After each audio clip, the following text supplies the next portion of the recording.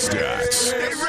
The first hour of Sports Time is brought to you by Lexus of Memphis. Here are your hosts, the voice of the Tigers, Dave Woloshin and Brett Stats Norsworthy.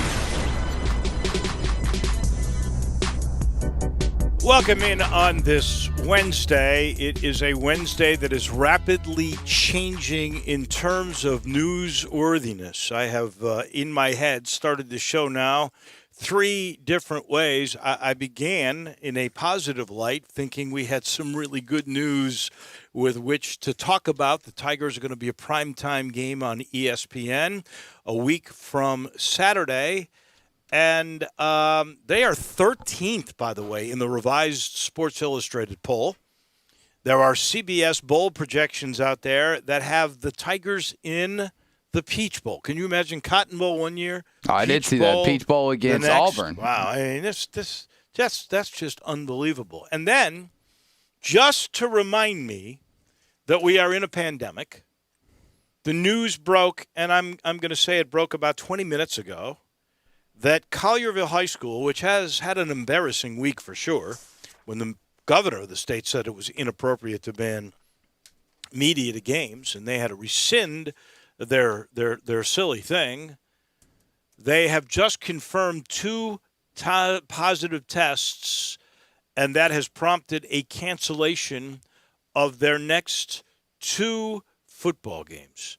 So that is sort of stunning when you get that right off the bat. You're thinking you're coming in here, and I'm getting ready to talk football and what is going to happen, and we get that news. So their game with Milan, which was set for this Friday, canceled. Their game against Munford, which was set for a week from Friday, September the 4th, the day before Memphis is going to play against Arkansas State. Those games now canceled.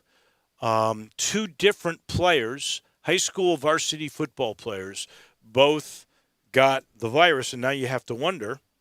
When did they contract it, and how worried does Briarcrest have to be right now? Exactly. If you're Briarcrest, are you getting tested right now? Are you testing that football team? I think you should. I think you should have all. Probably, if they are in classes right now, well, school's probably over at this point, but I would say all those players are leaving school right now and going straight to some type of testing facility to get tested, and until they get results back, practice needs to be stopped. Absolutely. I would think once you got this word, you would round up everybody and try to get somebody who is involved in testing and get out there or get to them and have everybody on the team tested, and then you'll have to quarantine until you get results and then figure out which way this thing is going to go. Start contact tracing. It all emanated, you would think, at Collierville on last Friday night. So this is going to be an interesting dilemma. So that was the next way we were going to start this show.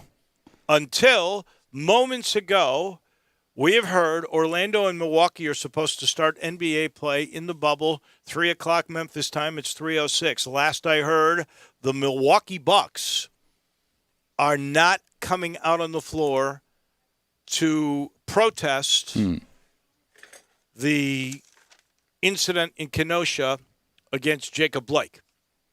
Yeah, right now, and latest word from Woj on Twitter, top NBA executives are outside of the Milwaukee locker room, but they have not gone inside, according to sources to Woj. So, we heard a lot of talks about the game being boycotted and players not playing in tomorrow's game with the Raptors and the Celtics, but looks like the boycotts are going to start a day early, unless Milwaukee comes out. I guess that means a forfeit.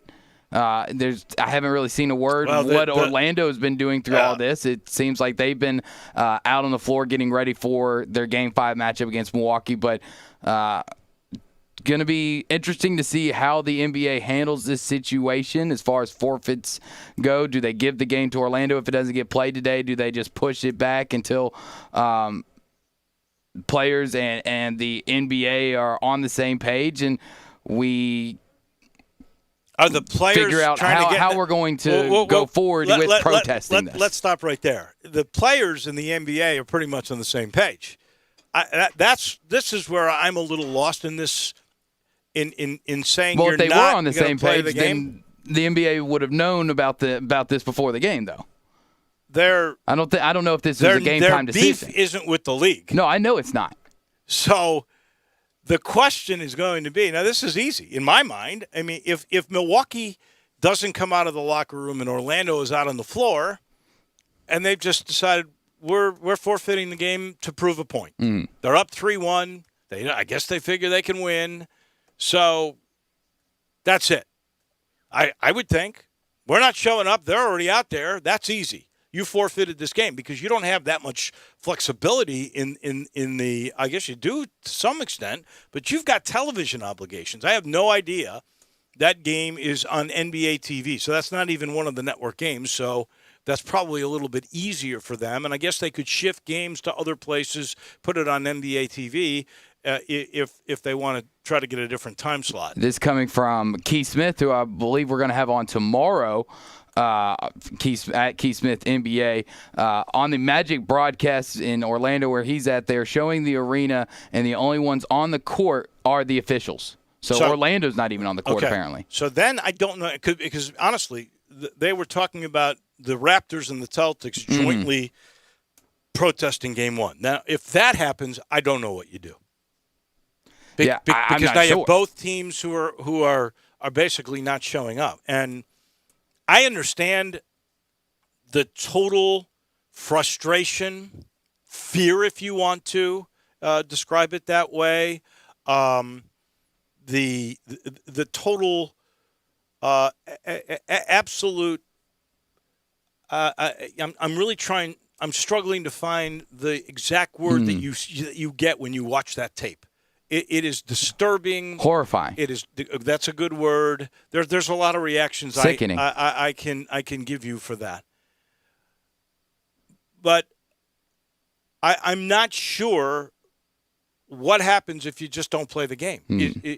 You're trying to make a point, but to whom? You're hurting your own product, your own league, and you're hurting your business partners that are trying to publicize this. And maybe one game I could see this, but I don't know exactly what you accomplish from all of this. There's no question we are all sickened by what occurred, and there is no question we have to change systematically the issues that we have in this country pertaining to race and police behavior. But I'm not sure that by not playing a game, you change anything. It's the times that we are in, Dave, that every day and every new of one of these sickening, horrifying police brutality against African Americans in this country, you're at a loss for words. I'm at a loss for words right now to really describe, how I feel and how most of America feels when you saw that video. And these players, obviously 90% of them, I believe, are black, and I don't know how it feels to be an African American in this country, but for them, they're trying to figure out the best way to use their platform to make change. And it's not like that they can ultimately change things on their own by changing laws, by actually going into these police departments and finding out the bad cops versus the good cops. So for the NBA players, the only power that they wield is whether they're going to be on the court or not. And they've chosen to not be on the court to show that the racial injustice in this country is bigger than any game, than any sport, than any playoff, than any championship that could ever be won. And it feels to me that they would much rather make that stand for change in America and in a country that they and all of us truly love and want change for. They would rather see change than see a game played. I understand that. But if you're trying to make a point, in my estimation, the video interview with Doc Rivers yesterday clearly Very makes powerful. A point that you get. If you're there and you can talk afterwards about it, it reaches people. It makes people think. When he almost breaks down and says, we love the country, but the country doesn't love us, that hit home with me. Heart-wrenching. I don't necessarily think not playing a game, which means there's no interviews, there's nothing, is as powerful as what Doc Rivers delivered. That's my point. I don't know that they accomplish what they really are trying to get. But we'll see how long this goes, and if I'm wrong. It apparently, and we'll just monitor this. I don't know. Is this, they're absolutely boycotting this game?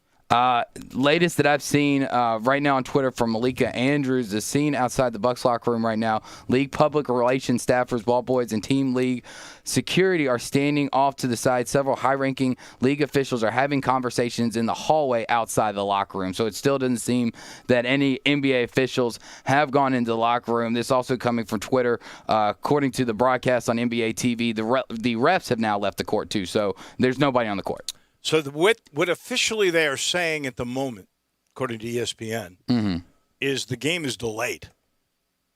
The Bucs never came out to the court. I think the Magic originally did. They did, and then when Milwaukee didn't show up, they decided to leave too. And the apparently the NBA officials have gone into the Milwaukee locker room. So I am certain we'll get something that will be an explanation as to if this is the first, if this is going to be a lot, if maybe they'll stop playing, who knows? It's going to be interesting to see. It would seem to me if they stop playing basketball that the points that they're making with their statements on their shirts and all the after-game interviews and the power that we saw from Doc Rivers last night, all that platform gets lost if you stop playing. I don't know if all the platform gets lost. I think that some of these players, when they look at their moment in history, that this is history in the making. This is something that's going to be talked about and discussed, not just throughout the communities, but in classrooms for generations to come. And these are questions that you're going to have to answer down the road. Where were you? What were you doing during all this? And I've seen some players basically had the attitude of saying, I'd rather be in my communities out with the protests, out with my people making a change than playing a basketball game. And I think that's what a lot of these players have come to the decision, that they'd rather be in their communities, hands-on making a change, than in a bubble in Orlando playing basketball. Well, that is clearly right now, as we said, that has become now the top story of the day, in a day where there's a lot of top stories, and we'll try to hit most of these as the day unwinds. We are busy, that is for sure. At 3:30, our friend TJ Reeves down in Tampa will join us. We'll talk a little NFL with him, college football with him, and obviously what is going on down the road from him in Orlando. John Goen and golf picks coming your way at 4 o'clock. Round 2 of the playoffs outside of Chicago at historic Olympia Fields. Rick Horrow, Business of Sport, will join us at 4:30. At 5 o'clock, we have a special guest. Last week, and we sort of let it slip by us, was the 100th anniversary of the Negro Baseball Leagues. Of course, Memphis had a team at Old Martin Stadium, the Memphis Black Sox. Memphis Red Sox. Red Sox. Pardon me. Fine. Memphis Red Sox. And Bob Kendrick, who has taken over for Buck O'Neill. He is now the president of the Negro League Baseball Museum, and he's also on the board for Music City Baseball, trying to get a Nashville expansion baseball team. He will join us to talk Negro Leagues and that effort at 5 o'clock. 5:30, we'll be joined by Sean Kelly, the ESPN play-by-play guy who wears many, many hats. Sean does some Major League Baseball on ESPN radio. He does NBA. He's actually in Orlando right now, so we'll get from him what is going on and maybe what the NBA will be talking about. He's actually in the bubble in Orlando, and he's scheduled to do a lot of big college football games with our own Barrett Jones. So we'll chat with him at 5:30. At 5:50, it will be crunch time. But as of right now, this basically is top and not top. Top story of the day. Well, you can take your pick. We've just given you several. One that I did not mention was that NCAA documents today allege that LSU coach Will Wade arranged for impermissible payments to 11 different players. Not 1, not 2, not 5, not 7, not 9, 11, including some that got illegal cash payments. Documents alleging 11 different players received offers to come to LSU for illegal payments. Man, college basketball really knows how to sweep things under the rug, because I had not heard of that. I've been on Twitter, I've been on website after website all day trying to find every top story, and that is incredible to me that I had not even heard of that today. But the thing is, will Wade even get in trouble? Track record-wise, it doesn't seem like it. I think Will Wade's, I think we all knew this in the first place. I think he's in real trouble here. When the NCAA provides the documents now. But didn't we all know it? We all knew it was happening. Well, we suspected, but now they have proof. Hopefully something does happen. Well, my top story of the day, this is obviously written out before the Bucks decided to boycott Game 5 against the Orlando Magic. But my top story of the day, we have kickoff times in college football. The University of Memphis will kick off its season against Arkansas State at 7 o'clock at Liberty Bowl Memorial Stadium on ESPN. Other scheduled times on ESPN include BYU at Navy on Monday, September 7th. That game will be at 7 o'clock as well. And a game actually this Saturday on the 29th, Central Arkansas at Austin Peay on ESPN at 8 o'clock. Actually going to have football this weekend. Isn't it amazing? Incredible. The highs and lows of 2020 have been really shown in this first segment. How happy and low we can get in 20 minutes. The bottom line is, you are constantly reminded you're in a pandemic when you get news like Collierville, and then you just never know what's going to happen. And again, that game between the Magic and the Bucks is still delayed. Not top story of the day. Now, these are the numbers, and they're actually pretty good today. And, you get headlines in the Commercial Appeal about how the state of Tennessee is gaining ground on COVID. We know in Shelby County they're getting really, really more steady all the time. Active cases today dipped below 3,000, less than 3,000 active cases in the city now. There were 128 new, but again, we have gone from 400 or 500 every day to now we're down to 128. We were double digits a couple times in the last week. So the average per week keeps going down and down and down. We had one new fatality.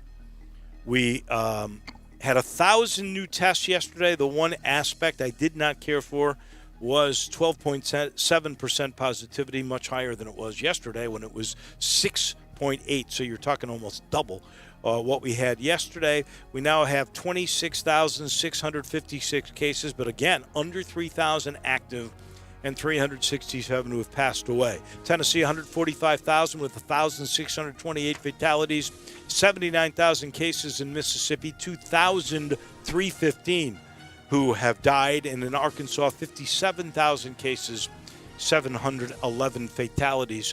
The United States now approaching 6 million cases. That is a quarter of the world's cases. Over 25% of COVID cases are in the United States. 182,000 who have passed away. We've had 3.25 million recoveries. And around the world now, 24 million cases, 825,000 who've passed away, 16.5 million recoveries. So 2/3 of the cases, more than that, have recovered. 6.7 million active, and we're still at 166 vaccines. My not top story of the day, Carville High School has announced today that they have received 2 confirmed cases of COVID-19 on their varsity football team. They also announced that they have canceled their game this week against Milan and next week against Mumford. And Briarcrest probably needs to be doing some testing right now. All right, you would have to think that the first call Collierville made was to Briarcrest to say, hey, we had 2 guys. Yeah. You better quarantine your guys immediately. Let parents know immediately. You might want to tell Briarcrest's opponent for next week, you might not be playing as soon as we get the results of tests, and you got to get tests. Yeah, and unfortunately, today is Wednesday, and depending on where they go and how fast their results come back, some of those players might not get results back by Friday. No. So it's probably safe to say Briarcrest won't be playing this week. I would think you would not. I mean, if you were Briarcrest's opponent, you'd be going, you guys got to show us tests. Yeah, I got to see some results before we come. That would clearly be what I would be saying. Again, the NBA is delayed. The Magic and the Bucks were supposed to start 23 and a half minutes ago. The Bucks did not come out to start, and apparently they are in the locker room discussing with NBA officials exactly what they are planning on doing. There's a chance that the Raptors and the Celtics could boycott their first game of the second round. Remember, there's two more games that are supposed to be on TNT tonight. Oak City and Houston, and then the Portland Laker showdown, which is sort of becoming more all Lakers, especially with Damian Lillard out. That's a 3-1 series, but the Houston Oak City, that's 2-2. I would think if they were going to boycott, it wouldn't be one team that could take a forfeit. That would be a joint venture if they did that. Yeah, I think it probably will end up, depending on if the Bucks ever do decide to come out. It's been boycotted already. It's 100% that it will not be played? Bucks have decided to boycott Game 5 versus Magic in response to police shooting of Jacob Blake. Well, that is in their state. That is certainly hitting home maybe even more than it would be for any other team in the league. So we'll give you the exact story of all of that as this thing continues to play out. But you've gotten that from whom? ESPN. ESPN on the app. is now on the app reporting that from game Woj. has been. Is it when they say they're boycotting it? Are they forfeiting the game? Have we gotten word on that? Actually, both teams agreed on it. I'm taking it. They did. Both teams have agreed to boycott the game, so there's no official. But no, it just says Bucks, so it might be a forfeit. It might be, yeah. I'm not we'll have to wait and see on all of that. We're sitting in the Family Leisure Studio, and a reminder to you still, you can get those 2021 swimming pools at a 2020 price and be the first one for installation next spring. They're out of pools. This is the way they still try to make it up to you. They are so good at Family Leisure. Right now, patio furniture with the summer winding down, 20 to 30% off, 30% off pool toys and floats. If you want to beat the heat, you can do that with an indoor game. How about a slate pool table? State of the art, only the best at Family Leisure. And they were out of play gyms. Those are back in stock and for a good price. As summer winds down, best time for those play gyms is in the fall anyway. Get to Family Leisure and take advantage. We take a timeout. We'll head down to Tampa. We'll get TJ Reeves' take on all that is going on, and we'll try and get the official word, maybe from the NBA, as to is this a forfeiture by Milwaukee or is this a boycott that is by both teams? Remember, the Bucks lead that series after they lost the first game. They won 3 in a row. They lead it 3-1. We're officially underway on Sports Time on Sports 56. Greg Gaston and Eli Savoy get you through the midday with Sports 56 Middays. Delivered by FedEx. Weekdays from 10 till 1 on Sports 56, 96.1 and 87.7. It's Mattress Firm's Labor Day sale. Hurry in and save up to $500 when you get a king bed for the price of a queen or a queen for a twin. Plus, get a free adjustable base when you spend $6.99 or more. And save up to 50% on select mattresses from our top-rated brands, like Sealy and more. Shop in-store, online, or by phone today. Don't wait. Only at Mattress Firm's Labor Day sale. Offer valid with qualifying purchase. Restrictions apply. Valid at participating locations only. Some products only available online. For offer details, visit mattressfirm.com/sale. CenterPoint Energy takes many steps to help ensure the safety of gas lines in your community and shares important tips like the following. A distinct odor similar to rotten eggs is added to natural gas. If you smell it, clear the area and immediately call CenterPoint Energy. Plus, always remember to call 811 before you dig or begin an outdoor project. Natural gas is one of the safest fuels. To find more tips, visit centerpointenergy.com/gas safety. All 75 months at 2.99 APR, G4 LHFO 7857, Outlander LU 029538, Eclipse LZO 15617, includes all rebates and incentives. PF 59875, excludes tax title and license with approved credit. See dealer for complete details. Offer valid through the end of the month. Dealer stock only. It's time to fully charge your summer with great savings from Gossett Mitsubishi on the Pike. You'll find 0% APR for 60 months, plus $500 cash back. Drive your ambition in a new 2020 Mitsubishi Mirage G4, $139 a month, or buy for $12,435, 41 MPG Highway. 2020 Mitsubishi Outlander Sport is ready for any adventure at $229 a month, or buy for $18,573. And cross over to summer in a 2020 Mitsubishi Eclipse Cross, $19,107 or $229 a month, backed by a stellar 10-year, 100,000-mile powertrain warranty. Mirage G4, $139 a month, Outlander Sport, $229 a month, and Eclipse Cross, $229 a month. Get to Gossett Mitsubishi today, 1870 Covington Pike, or shop online at memphismitsubishi.com. If you want it, we got it at Gossett Motor Cars. Jay Farner here, CEO of Rocket Mortgage. Making the right financial decisions has never been more important. When you turn to Rocket Mortgage, we can help guide you to those right decisions now, when they matter most. Mortgage rates are near historic lows, so now is a great time to call 8338-ROCKET. And if you need some extra money, a cash-out refinance could give you that financial boost you're looking for. Call today at 8338-ROCKET or go to rocketmortgage.com to learn more. Call for cost information and conditions. Equal housing lender. Licensed in all 50 states. NMLS number 3030. Have you been to a Burlington lately? They have unbelievable deals on amazing brands and styles at up to 60% off other retailers' prices. No coupons or sales, just fabulous values every single day. It's a treasure hunt with new bargains arriving all the time and savings that'll surprise you. At Burlington, you get more for less, whether it's back to school, work, or just back. Now more than ever, you'll love the deals. You'll love Burlington.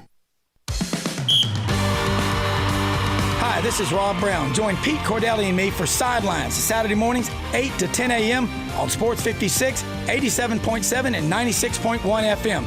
We'll cover the Memphis Tigers, the SEC, recruiting. Hey, if they keep score, we're covering it. Check us out on the website at sports56whbq.com and sidelines.live. Sidelines is brought to you by Duncan Williams Asset Management. Saturday mornings, 8 to 10 a.m. Get up and give us a call.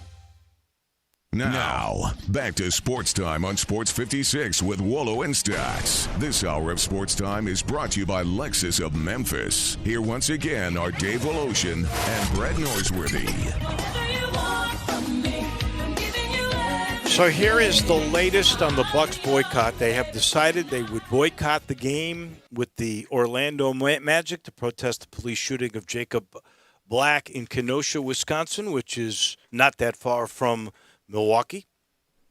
Quoting, "We're tired of the killings and the injustice." This comes from the Bucks guard George Hill, who told the Undefeated's Mark J. Spears that. The Bucks did not come out into the court before the 4 o'clock start, prompting MDA officials to go into the Milwaukee locker room before news of the team's boycott was learned. The Magic were seen taking shots pregame while the Bucks half of the court was empty. The Magic left the court with 4 minutes to go before the scheduled tip. That was 3:56. Referees then exited the court.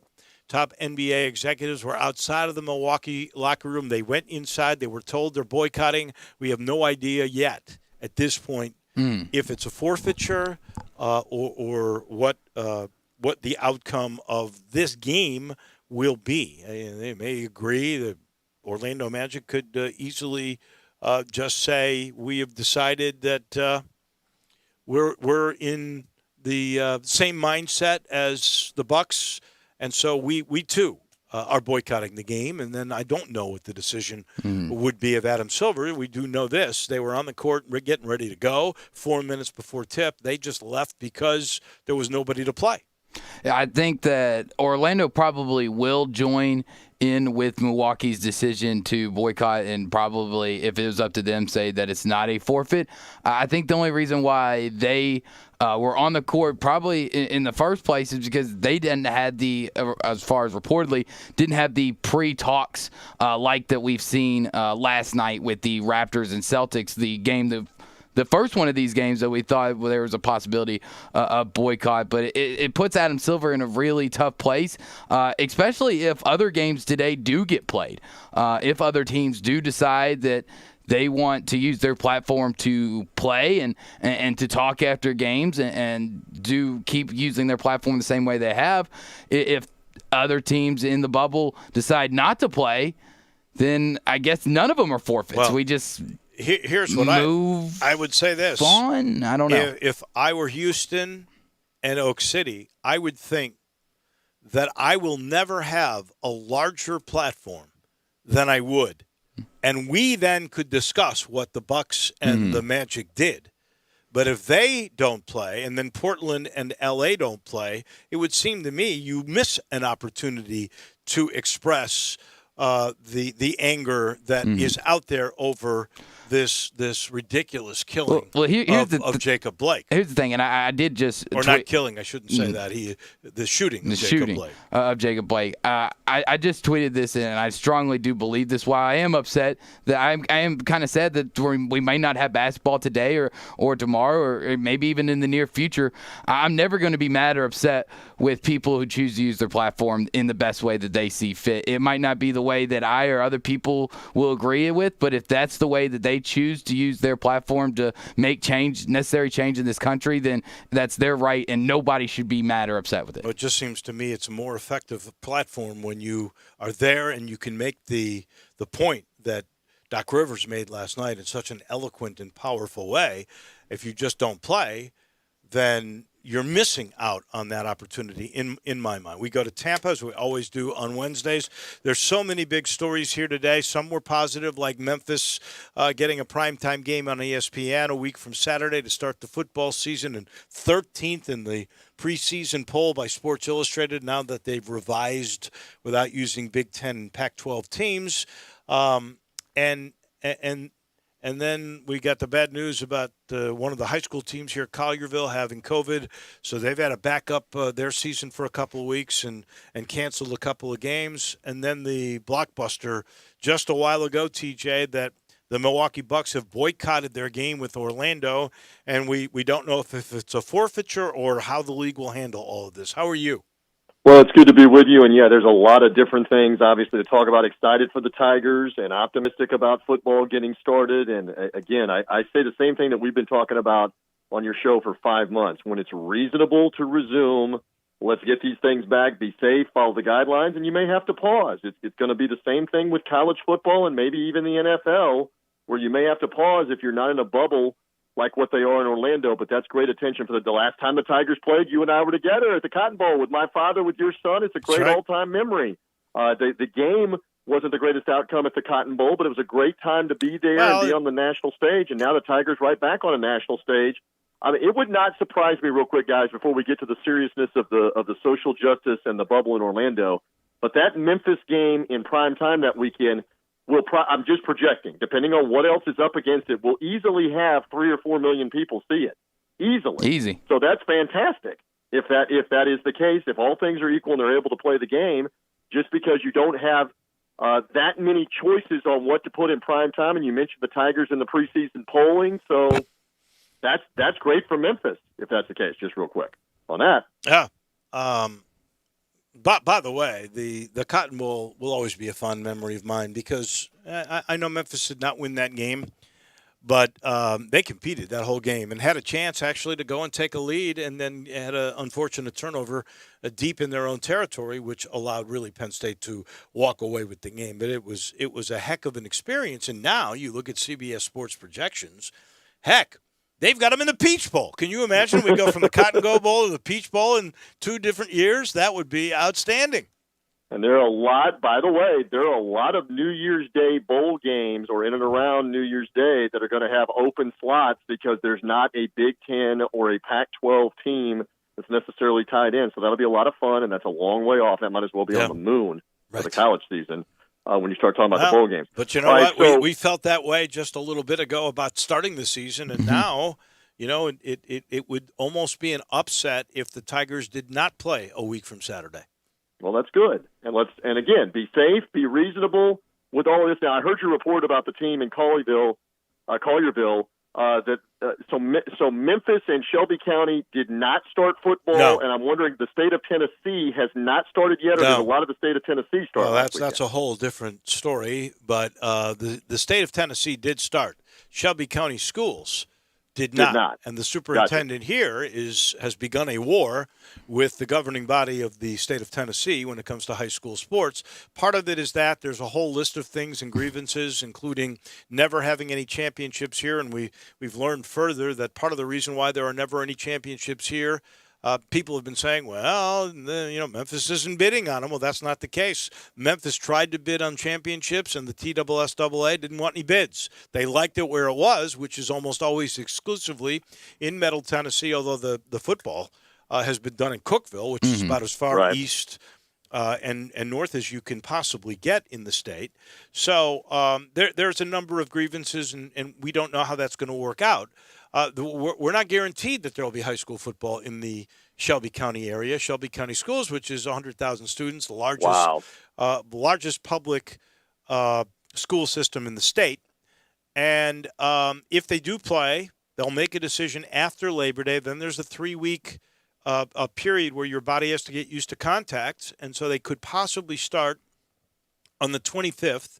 They would play, from what we understand, they would only play their own schools, sort of isolation bubbles. 6 or 7 games. 6 or 7 games, and that could be then followed by a playoff, which would sort of take place at the same time as the state playoffs. It would be a city championship, and that would be the beginning of what the superintendent has called a possible removal of oneself from the TSSAA. What you just described sounds like secession from the TSSAA. It exactly what it sounds like. And that's exactly what could be happening. There's also been talk about a tri-state with some of the eastern schools of Arkansas and the northern schools of Mississippi joining a league with the Shelby County schools.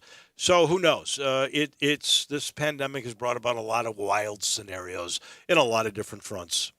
Well, no kidding on that. And just to relate it here, they have not started high school football in the state of Florida, but some of it, I believe, is going on starting this weekend in Tampa, which is Hillsborough County. And again, you got several counties in this area. You've got 6 in the Tampa Bay area that all encompass Tampa, St. Pete, Clearwater, Sarasota. You know this, Willow. You've been down here a bunch, and Drew, I don't know if you've been down here to be familiar, but you got a lot of different jurisdictions. You got a lot of different school districts that are down here. So for Hillsborough County, they are scheduled to start school in the building next week. Everybody has already started in the other surrounding counties this week, so I believe they're playing football this weekend because they've been practicing for the last 2 or 3 weeks. And so then Hillsborough, which is the largest, Tampa, will play next weekend, and then it's kind of wait and see. And again, not unlike a lot of places, Texas is probably the height of it, but Florida, Friday night is almost sacred for high school football in this state. So let's see how that unfolds here. It's just interesting everywhere. And one last thing on this, and I know I want to get your take on what's happening in Orlando, but the ramifications with high school football are complicated. I think is the best way that I can put this. And we do high hard ones and ask ourselves hard questions as part of a segment that we do once or so a week. And we had one a little while ago about, would you play high school football if you were in charge? Would you play college football if you were in charge? My answer to that, I think I asked the question. My answer to that was I would not play high school, but I would play college, and a big part of that was because of testing. And the University of Memphis is testing twice a week. Some SEC schools, I believe, are now testing 3 times a week. So the ramification of this thing with Collierville, which we have not mentioned to you at this point, is that the 2 kids that turned out to be COVID played in a football game last Friday against Briarcrest High School. So now Briarcrest High School has a game this week. Have they been tested? They had no idea that this was occurring. How do you get these tests? How do they get tested quick enough with results to even play their game? So this is where it becomes complicated if you don't have testing protocol in place. This is why I think it can be done much more readily in college than it can in high school. This is why with high school it is really, really complicated.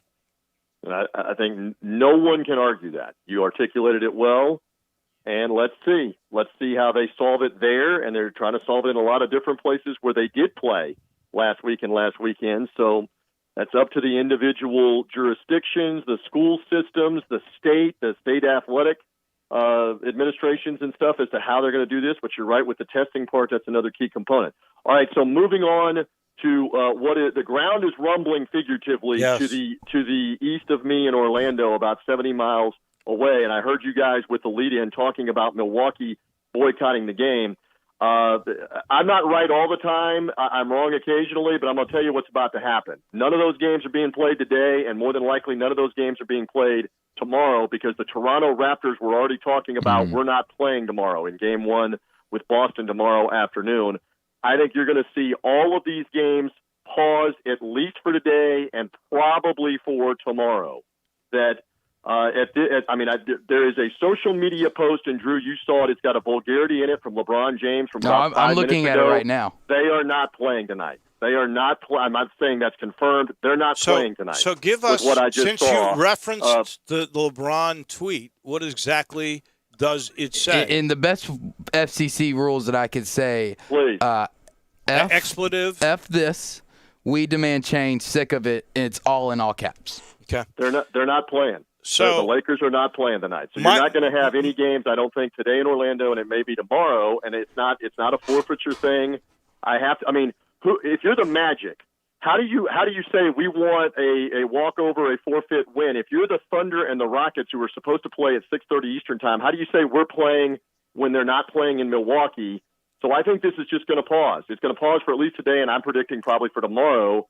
And you will see, again, outpouring of emotion, concern, press conferences on Zoom, and they will have a platform through ESPN and through Turner to talk about this more. I agree totally, Wolo, with your point that there's more magnitude on the game, but right now there is so much focus on this, and these players are all congregated in one area, and they are, rightfully, not just figuratively, but literally, they are isolated from everything else.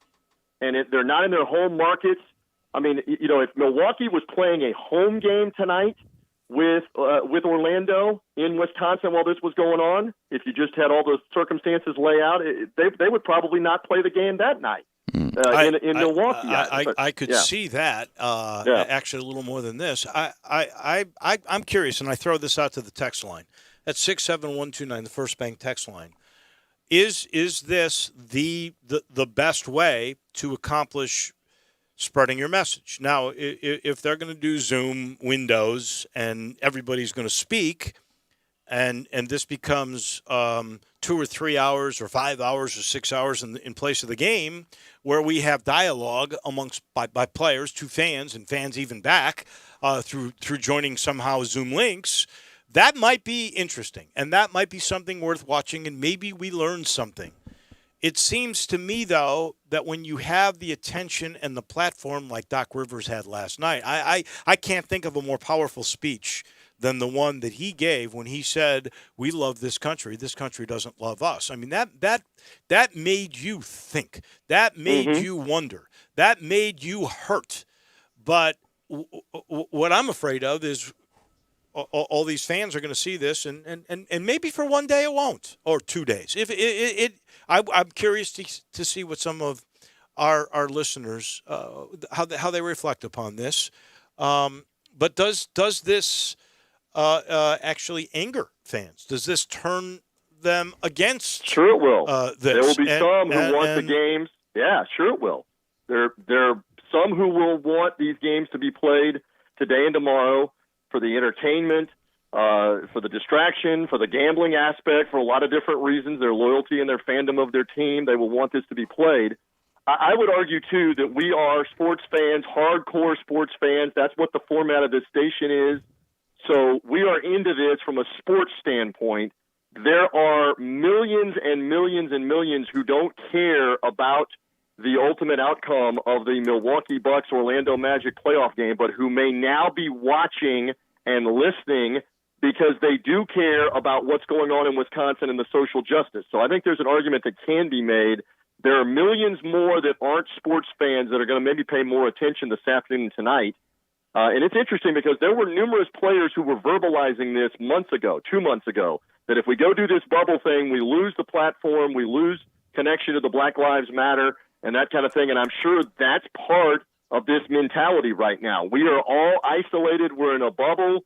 We're all playing these playoff games while the rest of the world is going on all around the country, and all the different things are happening. So all of that's in one stew pot. I don't know how I don't think the other teams will even take the court today and maybe for tomorrow, and we'll wait for an announcement. This is an evolving thing. We'll wait for an announcement on all that. The NBA may be smart to just say, you know what, we're canceling it. I don't know what David Silver will have up his sleeve, but he is usually pretty on top of these things. DJ, do you think that this is going to cross over into baseball tonight and into tomorrow, that we could have some boycotting in MLB?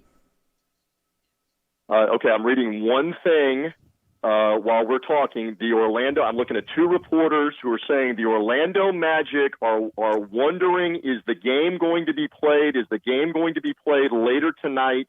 They have not been told that the game is completely canceled for today, that this is just a delay.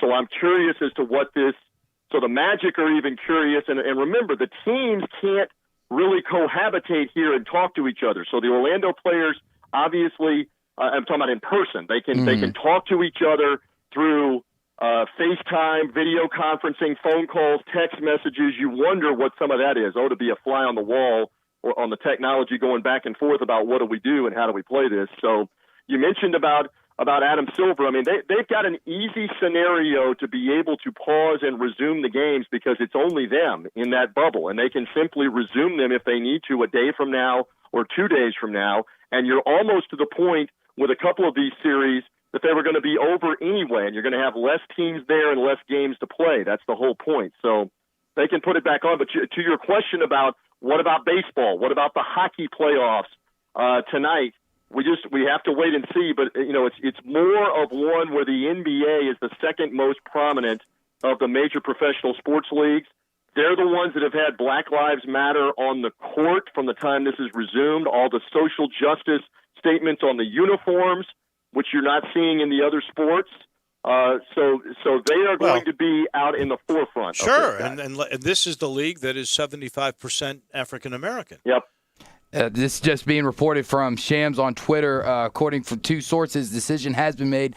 Thunders and Rockets are boycotting Game 5 today as well. So as this evolves, and I know you got to go in a minute, Adam Silver is going to be out in front of this. You have to think soon and say, hey, we're postponing right now for today and probably for tomorrow, and then we'll reassess on when we're resuming. I have to believe that. I agree, and I would have to think, based on the report by Shams, so that's Game 2 is being canceled. And based on the tweet by LeBron, Game 3 is going to get canceled. So what you said when you came on was rather prophetic, that there probably will not be any basketball games played today.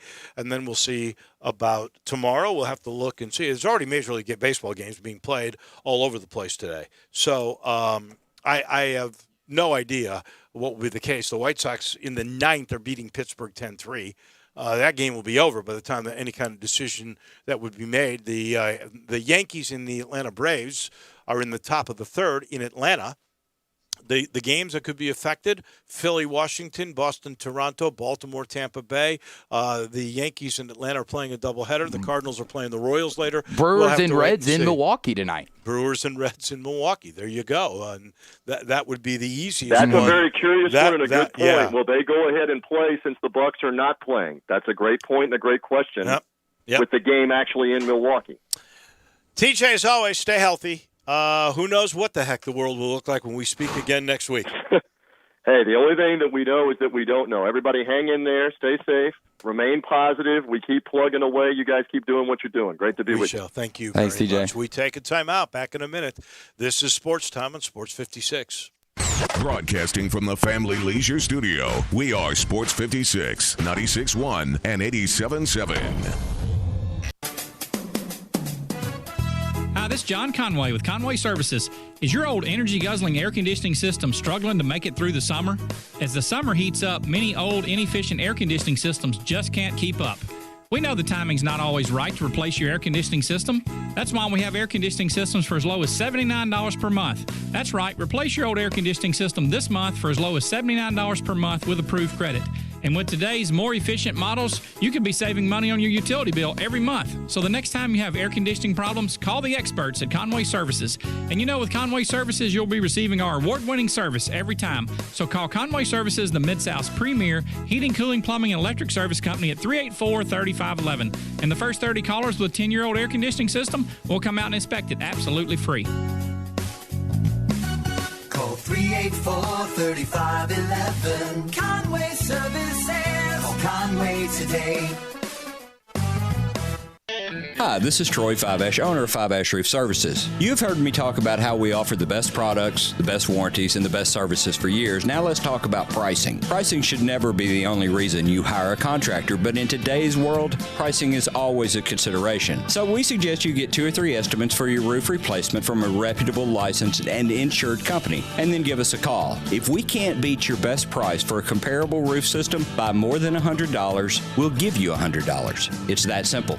We are so sure we can offer you the best price, beating all other qualified companies. We will hand you $100 if we can't, and thank you for the opportunity. So give us a call. What's the worst thing that's going to happen? Make $100? Five-Ash Roof Services, a proud supporter of Tiger Athletics and the official roofer of the Tigers home team. Five-Ash Roof Services, fair, honest, and ethical. 367-0050 or memphisroofer.com. Five-Ash Roofing, it's what we do. We're here for you.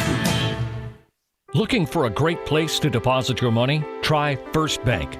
Competitive CD rates, a money market that moves with Wall Street prime and interest-bearing checking account options. Not to mention their friendly bankers who make decisions locally.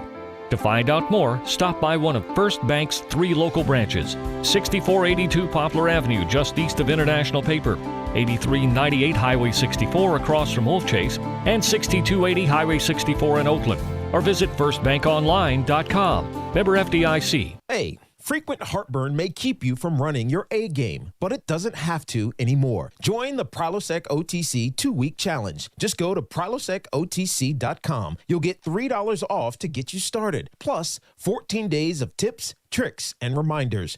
Just 2 weeks, 0 heartburn. Go to prilosecotc.com and sign up today. 0 heartburn is possible with Prilosec OTC. Use as directed for 14 days to treat frequent heartburn, not for immediate relief. Now, back to Sports Time on Sports 56 with Wolo and Stats. This hour of Sports Time is brought to you by Lexus of Memphis. Here once again are Dave Woloshin and Brett Norsworthy. Once again, I don't know if I mentioned in the beginning, Drew Barrett filling in for the last week and a half. It will be all the way through next Monday. He is filling in for the vacationing Brett Norsworthy, who we did hear from. I had a Brett sighting. You saw him? Well, he texted me. A Brett texting today. It was good to hear from him. I think he's enjoying his time off. I know he's anxious to come back and see if college football will indeed start. This has been a crazy day, and it started with the good news that Memphis is the primetime football game. Then we got news to remind us we are in a pandemic, that Collierville High School has 2 cases of COVID. They have canceled the next 2 games, this Friday and the Friday after. We don't know the ramifications yet on Briarcrest, which is the team they played against last Friday. And then the boycott began, and we have had a bunch of texts, and as I would have expected, and this is why we love talk radio, and this is why we love this country. We have diverse opinions. Yeah, we do. And it's pretty well split. Some people very upset, never going to watch the NBA again. Some people think this is a good way to make your point.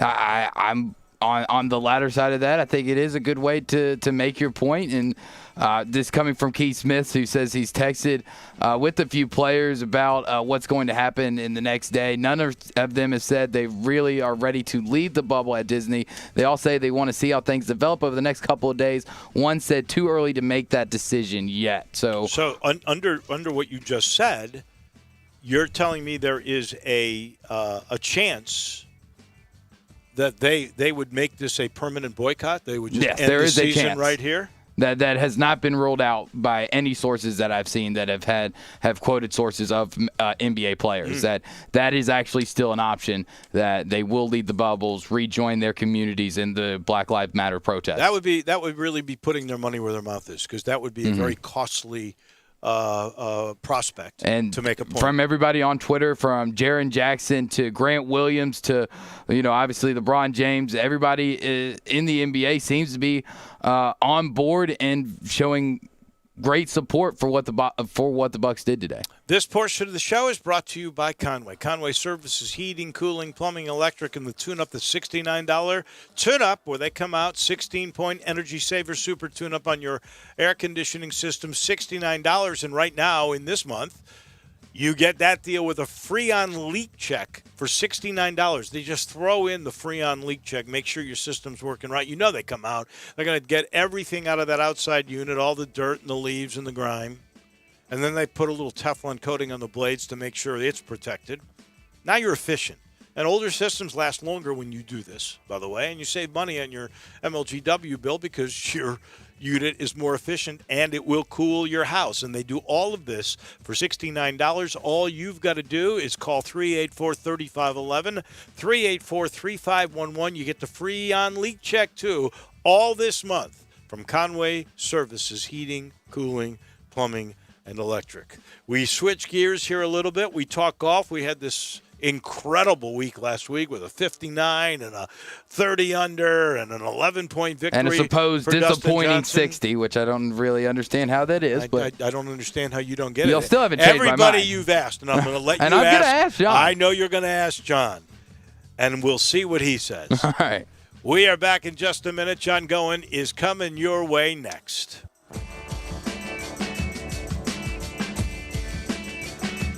Hey, what do you want to da-da-da? I don't know. What do y'all think we should da-da-da? Well, what did we da yesterday? Yesterday. All the days feel like the same day these days. I know. Like, is today Monday or Tuesday? Today is Thursday. Oh, no, I forgot to call my mom on her birthday. Oh, no. No. These days, nothing is normal and everything is weird. But you could still save big when you switch to Progressive. That won't change. Not today or any day. Quote today at Progressive.com. Progressive Casualty Insurance Company and Affiliates. Memphis, it's official. Crab Kings is where it's at. The best seafood with 7 flavors to choose from. Try the shrimp and chicken pasta. Now available is the salmon and fried lobster pasta. Snow crab, king crab, dungeons and more. Fish platter, $9.99. Lobster tail, $10.99. Jumbo wings, 99 cents each. Download the app or search Crab Kings on Google. Visit us at crabkingstn.com. Crab Kings Seafood and Pasta, Memphis favorites. Memphis, it's official.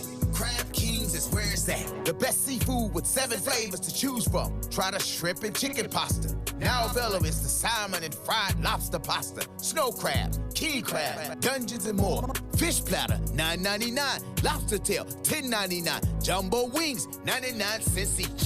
Download the app or search Crab Kings on Google. Visit us at crabkingstn.com. Crab Kings Seafood and Pasta, Memphis favorites. Did you know nearly 40% of men under 40 and over 75% of men over the age of 40 experience sexual performance concerns? At the Memphis Men's Clinic, their experienced physician performs a comprehensive evaluation that determines which specific issues may interfere with your sexual performance. These issues can vary and range from anxiety to medical issues, low testosterone, or erectile dysfunction. The Memphis Men's Clinic has evaluated hundreds of men of all ages over the years and reestablished a normal sexual life. The Memphis Men's Clinic will work aggressively to resolve issues and allow you to restore your sexual health and overall well-being. That's the Memphis way. If you're 20 years old or 90 years old, come and get cared for the Memphis way. Treatment that's based on your specific needs after a professional clinical evaluation by their experienced board-certified physician. Call the Memphis Men's Clinic today at 901-443-0475 or visit memphismensclinic.com.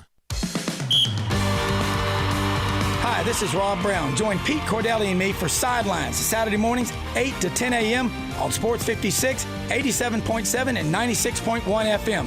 We'll cover the Memphis Tigers, the SEC, recruiting. Hey, if they keep score, we're covering it. Check us out on the website at sports56whbq.com and sidelines.live. Sidelines is brought to you by Duncan Williams Asset Management. Saturday mornings, 8 to 10 a.m. Get up and give us a call. We are Sports 56 WHBQ Memphis, WIVG-FM Tunica Memphis, and WPG-FLP Memphis. Flynn Broadcasting Stations. Now, more of Sports Time on Sports 56 with Wolo and Stats. This hour of Sports Time is brought to you by Homer Skelton Hyundai. Here once again are Dave Woloshin and Brad Norsworthy.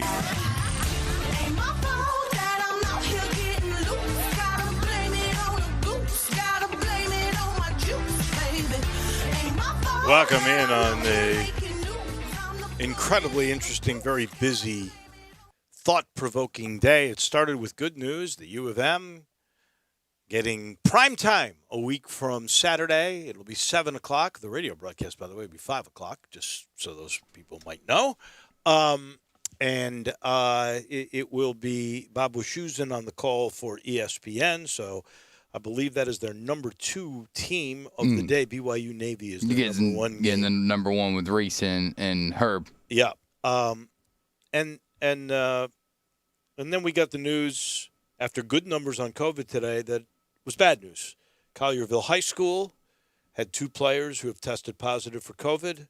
They have canceled their next 2 football games. We do not know yet all the ramifications of the plans of Briarcrest, who played against that team last Friday, so I am certain that there is certain they'll there. make the smart decision and go ahead and cancel this week. The best thing would be to get tested immediately, and probably you would have to cancel at least that 1 week. We are also hearing the big story of the day, which is that the Milwaukee Bucks have boycotted the game against the Orlando Magic down in the bubble in Orlando, and we don't know if this will be considered a forfeiture or if it will just be a game that will be made up. It appears now that the rest of the games, Houston and Oak City, Shams from The Athletic is reporting that game will be boycotted as well, and there was a pretty indignant tweet by LeBron James. And judging by his tweet, it would look like the Portland and Lakers game would end up not happening today as well. And there was already discussion about tomorrow with the Raptors and the Celtics beginning their second-round games, that game would not take place tomorrow. So we have no idea the total ramifications. Drew Barrett has even passed out. There is some sense that some of the NBA players might say, let's just end the season right now to make a point. Yeah, there is some discussion out there that they could possibly lead the bubble, but we do know, according to Chris Haynes of Yahoo Sports, he's getting sources confirming 100% that the Lakers and Trailblazers will be boycotting tonight's game. So, therefore, no basketball tonight. We already knew that one game tomorrow, the Raptors and Celtics, was probably not going to be played. And then I'm looking right here, 42 minutes ago, Jamal Murray of the Denver Nuggets, who has a game tomorrow against the Utah Jazz, is tweeting out, "We demand justice," in all caps, exclamation points. So it looks like it's going to continue to go that way. And I'm not sure when we'll get basketball, when they will decide that it's time to play, if ever. Here's my suggestion to them.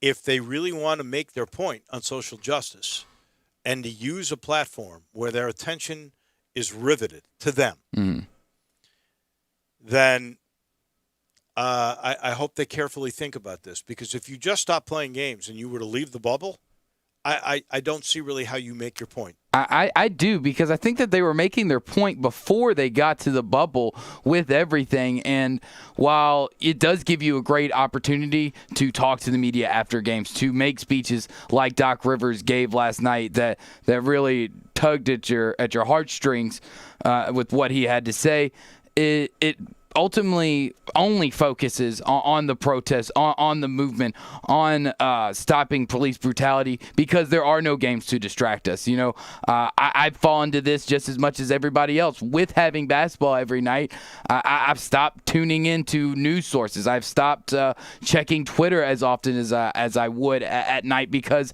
I'm engaged into the basketball game. I'm engaged into sports, and it has taken my mind and my perspective off of everything going on in this country. So when you take away the sports, you only have the movement and the protest and what's left, and there isn't any distraction. No. I think that's where the players are coming from, that they want to be in their communities, they want to be there on the front line of the protest, and they don't want there to be any distraction, even if it's them causing the distraction playing basketball. I hear what you're saying, but that platform is large, and I'm going to remind you an old saying, and then we will get to what we have scheduled.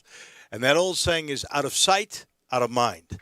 And I hope that they will weigh that. In the meantime, we do talk golf in this particular time slot every week. We bring in our pro, John Goen from Timber Truss, and we make picks and we figure out what was going on.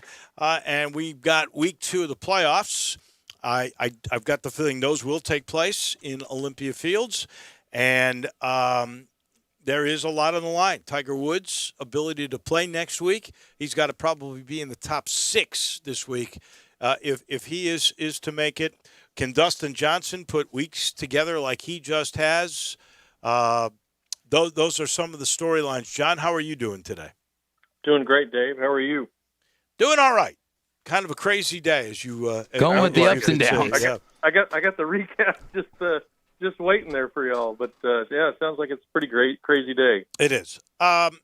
So we saw a 59, and we could have seen 2, or maybe a 59 and a 58, maybe a 57, which would have been history, when Dustin Johnson started out on round 2, 7 under through 5 holes, 11 under through 11 holes, and then couldn't get when you set it up like that, birdie. Dave. Well, that's the truth. Of course it sounds disappointing. Well, that's why it is disappointing. When you set it up like that. John, is there a disappointing 60? Especially when the last hole is a very reachable par 5 if he puts that ball in play and doesn't take driver off the tee box. And how about this? The 17th hole that day was made as a drivable par 4. He was potentially looking at 2 holes there that could have been birdie holes. I mean, eagle holes. So yeah, well, and to think though too, the way he started on Sunday, it could have been, he could have potentially, if he kept his foot on the gas for that whole thing. I mean, if he would have shot 59 in round 2, would have had, as well as he was playing on Sunday, had maybe another run at it as well. Shooting 2 59s within the course of one golf tournament. I mean. He was 7 under par early, had plenty of holes left to be able to kind of, continue some momentum. So the official question, because for some reason Drew just cannot get this. A 60 is a 60 is a 60. A bogey-free round is a bogey-free round. There shouldn't be disappointment in that. We're trying to define this as a disappointing 60, and he has a hard time embracing it. Drew, you play golf just like Dave and I do. I do. Probably not, definitely not as well, but I do. When you get off the golf course and you shoot whatever score you shoot, what's the first thing out of your mouth? Man, I should have shot better. Yeah, you're right. I should have shot XYZ because I missed something here. I hit a bad chip there. I hit a bad iron shot here. Look, golfers are the most miserable human beings on the face of the planet because regardless of how well we play, it could have been better in our minds. We never focus on the positive. We always focus on the negative.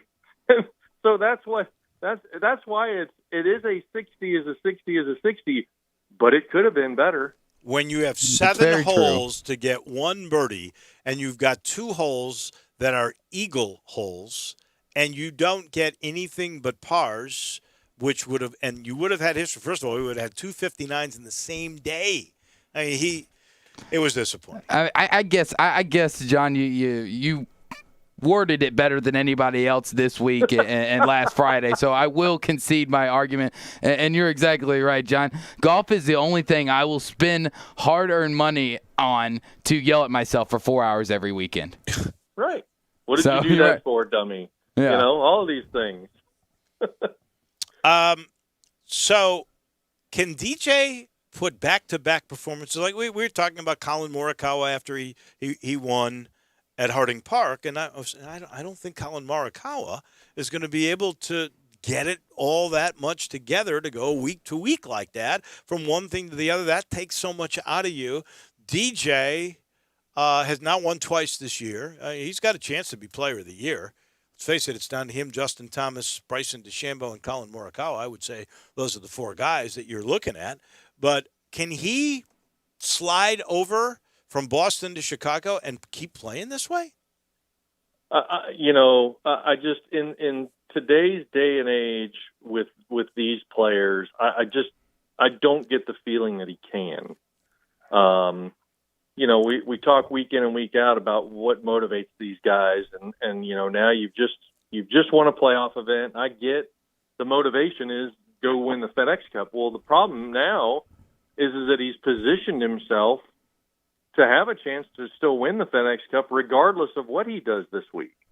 So, where's the motivation for Dustin Johnson to come out and want to win this week? He could top 20 this thing and roll into the following week and have an opportunity to still win, the FedEx Cup. So, I don't see Dustin carrying any momentum out of Boston into Chicago. I think it's going to be, somebody from behind him. Obviously John Rahm seems to be a pretty popular pick this week. It could be Justin Thomas. Colin Morikawa could, right the ship. Bryson DeChambeau could have a chance. Obviously, won his amateur at Olympia Fields. So, I think you could potentially see one of these guys, even a guy like Daniel Berger, have a chance to roll in here with a little bit more momentum than Dustin does coming off of his win up at Boston. With what you just talked about, DJ, and what really is his motivation, why don't you think that he just went ahead and withdrew like Webb Simpson did earlier today and some of the other guys who are guaranteed a final 30 spot? Look, Dustin Johnson up until the last few weeks, maybe really even Memphis, had not been playing well at all. And then, shows up too and plays well, at Harding Park, clearly leading that event. So he's played well for kind of a decent amount of stretch, here with multiple weeks under his belt, and probably just wants to maybe just kind of continue things along. Who knows what the true motivation is? Maybe he likes playing at Olympia Fields. I mean, it is a very historic golf course, hosted some U.S. Opens, hosted some PGA Championships, and obviously going to host this event this week. So there could be very well something to that. The golf course maybe fits his eye, and he wants to just kind of continue playing, keep some swings going, to maybe carry some at least feel of what he's trying to do into the Tour Championship at Eastlake. This is going to sound crazy, but when you cut your playoffs from 4 events to 3 to try to accommodate players, and we all know they took 6 to 8 weeks off in the middle of the season because of the pandemic. There's too much money in golf when you get a guy. And Webb Simpson's a really good player, but he's not like a household name superstar guy. When he's taken off because he's already got a chance to still get the $15 million FedEx Cup money, but he's just saying, I don't care about the $2 million that I could win this week. There's just too much money. I can't believe Webb Simpson's just pulling out because he's already made the top 30. Well, and clearly the Tour has tried to stop that, right? I mean, going from 4 to 3. When the playoffs originally rolled out, they originally didn't have, or at least the first year, I believe, they played 4 consecutive weeks. The following year, they built in that gap week. They would play 3 on and then, take a week off before the Tour Championship and then play there, or maybe it was play 2, week off, and then play 2. So, the Tour has obviously tried to stop something like this happening in Webb Simpson's case, just because it happened a lot in year one. Guys were actually skipping the first week knowing that they were automatically into the following week. So, I'm sure it'll continue to be something that the Tour will evaluate as to how they can push these guys to be able to play in every single event and not have an opportunity to be able to either advance or win the FedEx Cup. So I'm sure that there will be some points modifications. Maybe you just reset points. Obviously they reset them a bit next week. I mean, maybe you reset the points after each event, and then that way you're forcing guys to have to play in order to have that chance, as opposed to just carrying it over. When do they do where the leader starts off 10 under and the next guy next week, Tour Championship? So that is next week. So maybe if they somehow would penalize a guy like Webb Simpson for missing by not getting any strokes, that would stop him, because there's $15 million in the offing next week. Well, and Webb is somewhat penalizing himself, right? Because, yes, he's going to play next week, but, I mean, he's going to drop in the standings to where clearly he won't start at, somewhere under par, if he were to have played this week. So, he is somewhat penalizing himself, but at the same time, clearly he'll have just as much chance next week as the next guy. Instead of starting off at 5 under par, he maybe starts off at 2 under par. So he is going to lose something here. But to his point, if he goes out there and he plays better than anybody else and he winds up winning that golf tournament, it won't make any difference. He'll still be able to win the FedEx Cup. I think if you don't participate in all of the events, they're the playoffs. It's for the FedEx Cup, but these are the playoffs. If you don't play in all three, I think there should be basically you would get no points. You would get no strokes. It's got to be so penal that you can't win it if you don't go to all three. That would be my suggestion. Yeah, I think that there's something to discuss there, but it hasn't happened up until now. So it's now, how does the Tour react moving forward into next year's playoffs, and what modifications do you make? Now, granted, it's going to be a pretty short window. It's going to be a pretty short turnaround to be able to make any sort of adjustments before the 2020-2021 season. But they'll have an opportunity to potentially make some adjustments to how the playoffs are going to work, and you could potentially see that come August of next year. On to a guy who is going to play this week. On a scale of 1 to 10, what's your confidence level that Tiger will make the top 30 for next week? I don't think that happens. So a 0? He's got to finish top 4 to 6 to make it.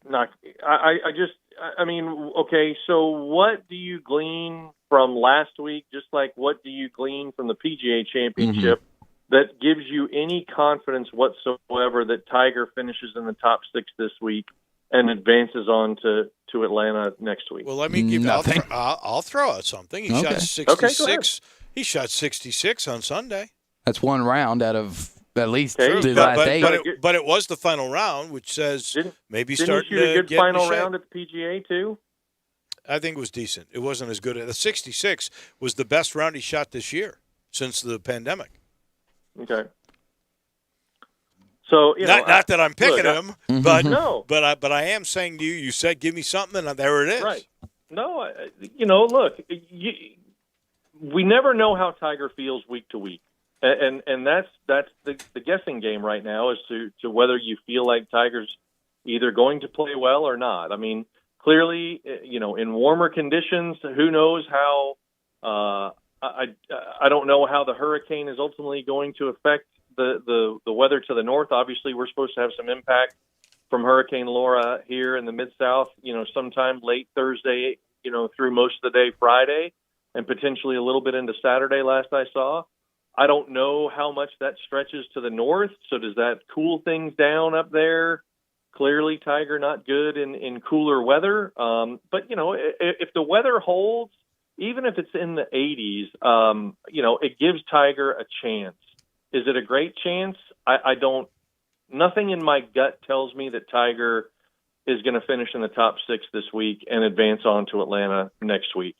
And if he did, I would be surprised. 2, I don't give him a lot of opportunity to do much then the following week, because now you're talking about him playing 3 straight weeks, and I don't think that he has done that at all this year. He hasn't done that. I want to say he hasn't done it since 18, maybe even 17. It's been a long time. It was that run where he wanted to make the President's Cup as a player or something. I think he wanted to make, or the Ryder Cup. As a captain's pick. Yeah. He played. It was Furyk's Ryder Cup team, and he played 6 out of 8 weeks or something, and wore himself completely out. Last thing before we make picks. When you talk about Tiger, you always have to talk about biggest rival of his era would be Phil. And Phil played for the first time on the Champions Tour, which took some people by surprise. I think his main motivation was he couldn't make the playoffs. He didn't make them this year, past last week.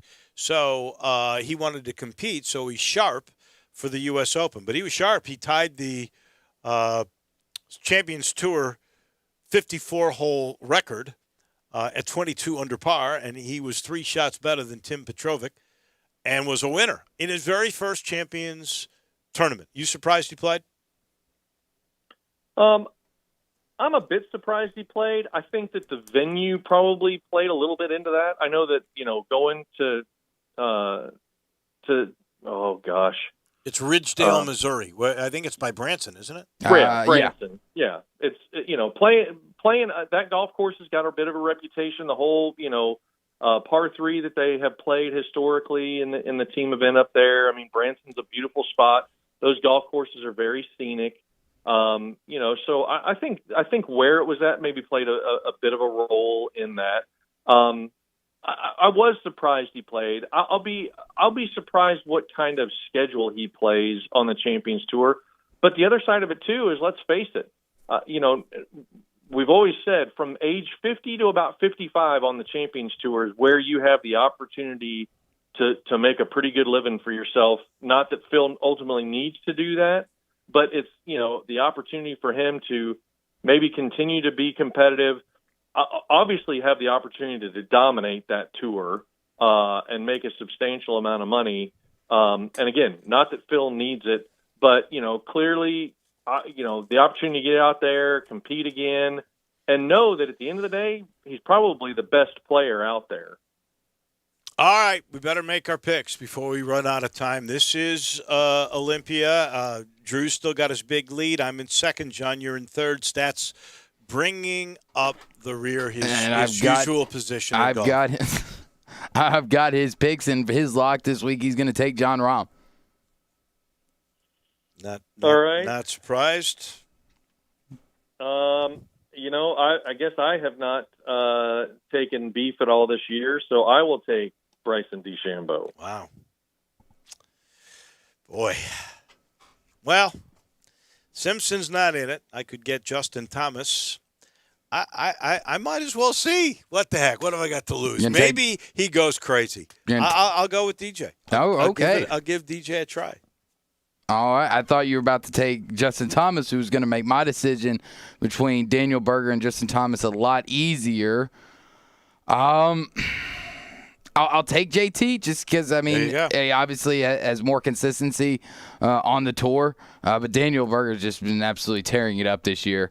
But I'll take Justin Thomas. All right. So now for the shocks, this has to be 25 world golf ratings and above. Yes. 25 and up. And Brett will be taking, for the second straight week, Victor Hovland. Mm-hmm. Yeah, I had that feeling. Well, I had a dear friend of ours, Pat Donahue from Rendezvous, really want me to take Charlie 3-6. He wanted me, but at 81, with so many other players ahead of that, since we're kind of, taking this top 25, it's hard to take Charles Howe III. but so I will take Jason Day, who's 35. Okay. Okay.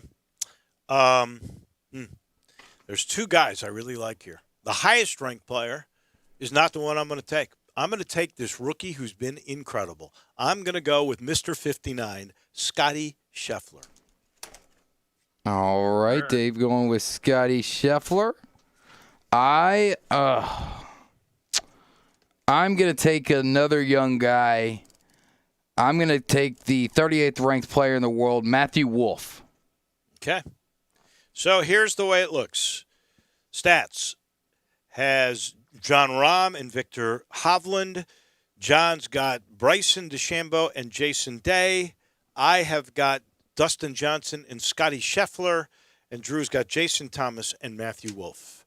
And may the best guys win. Don't That's worry, all I I will. can say. I mean, I've got such a big lead. I mean, I could literally miss the cut this week and next week and still win. Yeah, because of the stupid way we set this up with double and quadruple. Dave, you're just upset because it wasn't you. No, it's just if it was you, was you'd silly. say the same thing. We really set it up silly. We're not doing that next year. I can tell you that. In the meantime, John, tell me about what's going on at Timber Trust, the old plantation. Yeah. So, we're getting ready for everybody's favorite time of year. And this year we'll probably see a lot more folks than we would normally see just because of the way football is going to shake out. But, we always like to talk about fall golf around here, September and October being the absolute best time of the year to be able to play. I mean, the weather's great. Golf course conditions are always really good around town and just a great opportunity as we're getting ready to kind of lead into that. Let's be honest. We could really use some of this rain kind of coming out of Laura. So we're kind of keeping our eye on it, but anxious to maybe get some natural rain out of what's getting ready to kind of come our direction here. Obviously, hope folks down on the Gulf Coast and everything remain safe during this time. But plenty of opportunity to be able to play. It looks like Saturday and Sunday are going to shake out to be pretty decent weather-wise, and even into Monday. So we're kind of putting a bow on the end of August here, getting ready for September, and it should just be a spectacular fall. I mean, in looking at the long-range forecast, I mean, the weather looks great. It actually looks like very similar to springtime. We will have a fall, hopefully, this year, and if that's the case, I mean, I think, it'll just be an unbelievable time to be able to come down, visit Timber Trust, ride a fin cycle, and just, come down and just experience what is turning into just a really good golf course and fun to be able to play. So, you can visit us at timbertrustgolf.com to book your tee time, or you can give us a call at 662-895-3530. And, of course, still we have our two-man scramble on Thursday nights. There's still room available for this Thursday. You can call us at 662-895-3530. It's $35. We can include a little food and fellowship afterwards, and just a really fun night, and it's been a very popular event. So call us and get set up and come visit and see what's kind of going on down here just south of the border here in Mississippi. So look forward to seeing everybody. Thank you, John. We appreciate it. We'll talk to you next week. That is all right. Y'all John take care, Go thanks. from Timber Trust. He's brought to you, and this hour is actually brought to you by our title and presenting sponsor. That would be Homer Skelton Hyundai in Olive Branch and Genesis of Olive Branch, where the 2021 models of Hyundais and Genesis luxury cars they've all started to come in. Wait till September really hits, middle of the month. I think you're going to see a Genesis SUV. This is going to be the latest in technology. And the technology with these cars are so great. Well, Hyundai got tied for the most number of top safety picks by vehicles in 2020. This was from J.D. Power. And they have such faith. They give you a limited lifetime powertrain warranty on every new Hyundai, every new Genesis, and now a 3-year, 36,000-mile maintenance package on all the new vehicles. How can you lose? The way they treat you, the service you get. These folks have been together. This team at Homer Skelton Hyundai has been together for 15 years. They are really proud of their product and of the service they deliver you. Go see for yourself. Get on Lamar into Mississippi. Turn left at Craft Road. That's exit 1.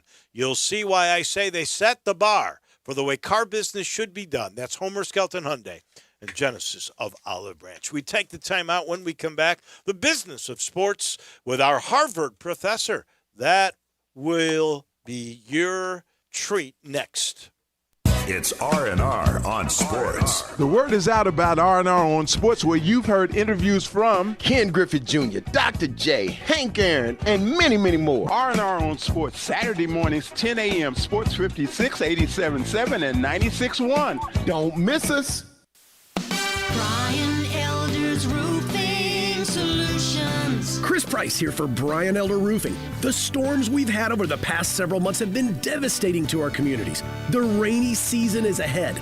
You may have not even noticed the dripping in your attic, water stains throughout your home, or even worse, mold and mildew. Please call Brian Elder Roofing and we will send out our project managers to assess any damage. We will not try to sell you a roof if all you need is a repair. We will measure your roof from outer space.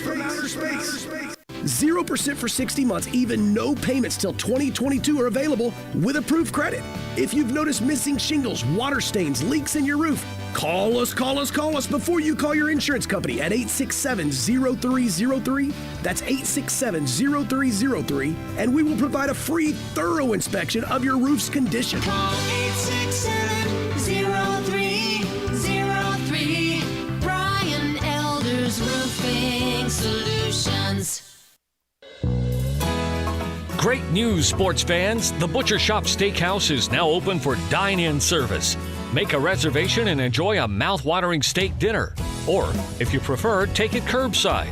In addition to their fantastic steaks, the Butcher Shop Steakhouse has a variety of entrees, including Canadian lobster tail, crab stuffed shrimp, pan-seared red snapper, and fresh ground steak burger with portobello mushroom sauce.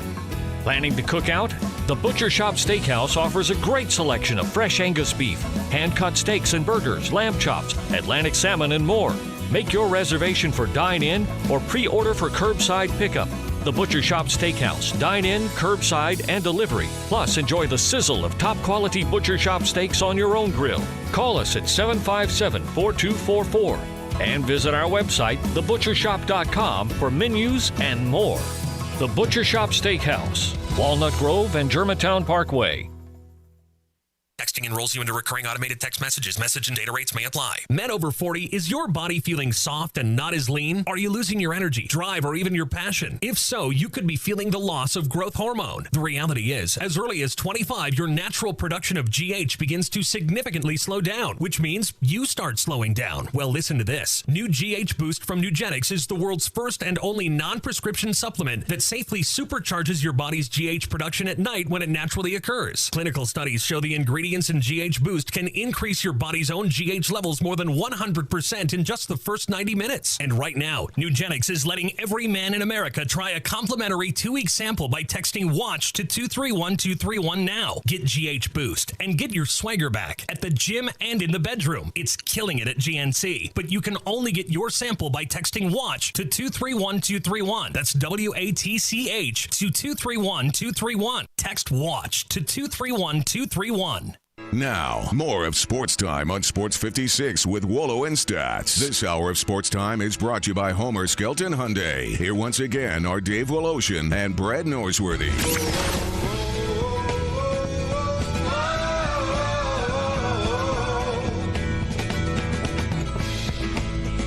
Welcome back in. It is official now. The NBA and the Players Association announced that in light of the Milwaukee Bucks' decision to not take the floor today for Game 5 against the Orlando Magic, all three of today's games, the Bucks with the Magic, the Houston Oak City, and the LA Portland game, have all been postponed. A joint statement from the NBA and the NBA Players Association reads Game 5 of each series will be rescheduled. I guess we'll have to wait and see on the Celtics and the Raptors, which were supposed to begin round 2 tomorrow. And we'll see if that game is played. In the meantime, the perfect time for us to chat with our Harvard professor from the NBC family of stations as well, Rick Horrow. And Rick is one of those unique guys with incredible insight and his own theme song for this show.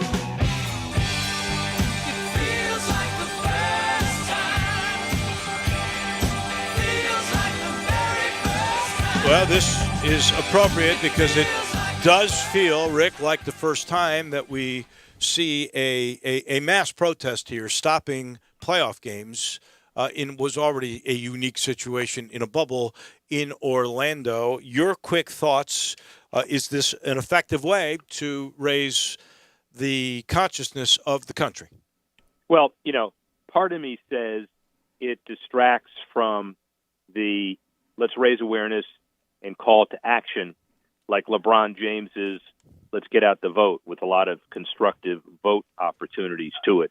Plus, there's anywhere from $4 to $10 million of advertising and other dollars, television, that basically lost at the last minute, and I'm sure tomorrow's games are going to be canceled too. I'll bet. Not I'm sure, but I'll bet. And so, couldn't there be a better way to deal with it? Because now we've lost money that could be used for other causes. Having said that, this is an exceptional time and an exceptional circumstance, and the Bucks being the first ones to do it, because Kenosha is, 40 minutes from Milwaukee. I get that. Also, a lot of unanswered questions. Did they consult Bucks ownership and Bucks management before this? Obviously, not orchestrated, but Chris Paul and Russell Westbrook had conversations about this. Chris Paul important because he's the head of the Players Association as well. So, I'm and Adam Silver, who has been probably as conscientious as you can get, is now put in a situation because most people will agree with the cause, but not agree. Well, most people agree with the cause. Many people will not agree with this method. And so what does Adam Silver do besides express support? When I first saw it an hour ago, I was thinking, well, is this a default? What does it do to the Bucks? They were up 3-1. Right. There won't be defaults. No. There will be 3 postponements and maybe 5. So, Adam Silver will figure this all out because he always does. But there are both sides to this. I think in my mind, your point about this, I don't think Adam Silver was able to quite get in front of this like he normally does. I think he will now, and obviously canceling these 3 games immediately after the first one went, getting the other 2. That is something he probably said. Let's try to get in front of this. I wonder, what does this do in the long run to the partnerships that you were talking about with television now that has to fill either a day or 2 days of programming, and what their revenues, I guess they can make it up, but they immediately take a hit on sponsors here. And the last thing, the point that I made earlier, I'll repeat. If you listen to Doc Rivers last night, that was a stirring, thought-provoking, gut-wrenching, make-you-think moment. The way when he said, we love this country doesn't love us. And I think by doing this, the way they're doing it, you're actually taking that platform away. Yeah, and you may be taking the platform away because you don't have the Black Lives Matter shirts and court logo, just the physical support of the NBA for this, which was great, most people think. And second is that there will be a lot of sympathy for the side that says, you left the business in the lurch and you did this without consulting enough people. And, there is respect for the business you've got to give, and walking out on, TV and sponsorship. That may not be important to some, but it's important to others. Rick, could you see this the boycotting of games spread over into other leagues like MLB and NHL that's playing right now? Well, NHL, I don't think is going to. There's sympathy, but I'm pretty sure that it's not going to manifest tonight. I'd be very surprised if it does. And I think probably the same thing with baseball. Although, let's watch the Brewers, because the Brewers ought to be perceived as the spokespeople for the movement in baseball, just because of proximity to Milwaukee, just like the Bucks were. They kind of started that on the basketball side. So we'll see. And they play at home tonight. I don't know if that would get done in time for tonight, but that is something that we'll obviously keep our eye on. College football looks like it's going to happen. Memphis is going to be a primetime game Saturday, September the 5th, and God willing, we don't have a bunch of COVID cases between now and then. Will ESPN get the majority of their revenue. I think the Big Ten and the Pac-12 are more aligned with Fox than ESPN. Correct, but it's not a perfect 100%. Right. So they will have some revenue reduction. Fox will have more. And, of course, on the other hand, as well, ESPN obviously is a lion's share of the SEC, although CBS is as well. And, of course, the Big 12 is ABC, ESPN also primarily, and Fox. So there's going to be a reduction, and it may be significant, 20-30%, but we'll see how it all shakes out, because one of the things is the smaller programs will get a moment in the sun that they wouldn't have had otherwise, like Memphis and like primetime. Yeah, no doubt. exactly. That was the best news that we got today. Another story that continues to get even weirder is the Washington football team and the new story from the New York or the Washington Post, I believe, with Dan Snyder. What's going on there? And is the NFL and Roger Goodell going to basically force him to sell? Well, there is precedent for that, but it's too early to evaluate that as far as I'm concerned. I don't have all the facts. But, Jerry Richardson said some things. There was a history of racism, and he was, quote unquote, forced out of the Panthers. Donald Sterling was forced out of the Clippers. There were people that had similar fates in similar sports. So there is history for the ability to do that. It's just we'll see what's happened. Dan Snyder has done a really good job recently on the biggest issue, which is a name. But he's got a lot more to go. He's got to get a stadium done. He's got to get a lot of things done that require political support and consensus, which he doesn't have right now. I know there's a guy here that is a part owner, would love to have that team, and that would be FedEx's Fred Smith. Yeah, and by the way, remember, Fred Smith purported to say, if you didn't change the name, we're going to withdraw the sponsorship from the stadium. And remember, he's a limited partner as well. So there are clearly leverage points that Fred Smith has over Dan Snyder. Last thing for Rick Horrow, our business professor from Harvard and the NBC family of stations. That's baseball. We know how good these games in the bubble have been for basketball. What are the television ratings like for baseball, and do you think they go bubble for playoffs? Well, the ratings have been great, better than expected. Tom Brenneman notwithstanding. Oh, I know. And I do think that at the end of the day, it's been fun to watch. Maybe more fun than a lot of other sports, and maybe more fun than regular season baseball previously. As far as the bubble is concerned, you got 8 series, you got best of 3s, and there are a lot of contingency plans. Obviously, the home teams with the best records claim that they should get the home field throughout. On the other hand, if you can't because of pandemic, it may be safer to have a manageable bubble and then have one bubble with AL, one bubble with NL, or, if you're going to have an opportunity to go south and then look at domes. So the answer is it would be great to preserve the home stadium format, but who knows at this point what happens after September 29th. How did you play on your golf trip, by the way? Pretty well. I'm getting around to it, but the problem is I don't hit it 290. Maybe you hit it 240, and if you hit it 240, then you got to take a low iron into the green. Rick. 240. This is why the USGA came with their play it forward thing. You're supposed to play the golf course designed by your skill level.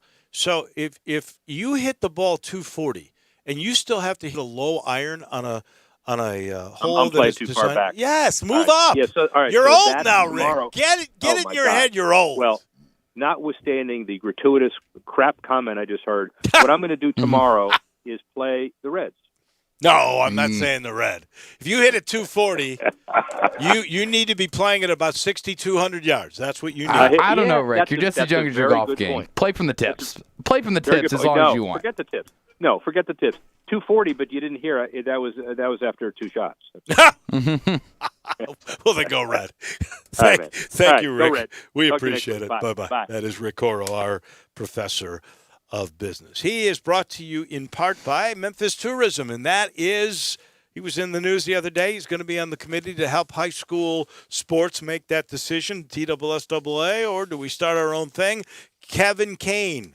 He's always involved in these decisions. So is Melvin Gibson. He's going to be on that committee. And J.J. Greer is a part of the Sports Council now. They're always looking for ways to bring great events in. Like we're going to have that triathlon. Can't wait for all of that to happen. They were involved in the discussion about opening up AutoZone Park to fans for the 901 FC games, which they were able to do. They've been involved in the wonderful Green Line and the Big River Crossing. Whenever it's sports or amenities for this city that involve tourism, these guys are involved. They're involved in this show, and they help bring us wonderful guests. We are proud to be involved with them. If it says Memphis Tourism and Sports Council, it's first class. I can promise you that. Let us take the time out. When we come back, I don't know if the Sports Council was involved in this. You know, the sport of pickleball is catching on. Have you ever heard of pickleball? I have actually heard of pickleball. I've never played it. I know it's like it's a cross between tennis, badminton, and like ping pong, kind of, right? I guess. I've got friends that have played it. They all tell me it is incredible. Anyway, the pros for pickleball are in town, and there's this great club out in Collierville. We will chat with the owner of that club, who's also a great player, on this tournament and all about the sport for just a couple of minutes when we come back. Larry Mitchell, front and center on Sports Time. Search Sports 56 on Facebook and give us a like. And follow us on Twitter at Sports 56 WHBQ. Hiring is challenging. Just ask Dylan Miskowitz, the COO of Cafe Altura.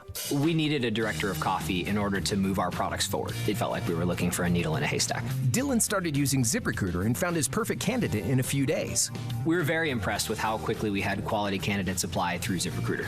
See why 4 out of 5 employers who post a job on ZipRecruiter get a quality candidate within the first day. Try ZipRecruiter for free at ZipRecruiter.com/search. That's ZipRecruiter.com/search. All 75 months at 2.99 APR, G4 LHFO 7857, Outlander LUO 29538, Eclipse LZO 15617, includes all rebates and incentives. PF 59875, excludes tax title and license with approved credit. See dealer for complete details. Offer valid through the end of the month. Dealer stock only.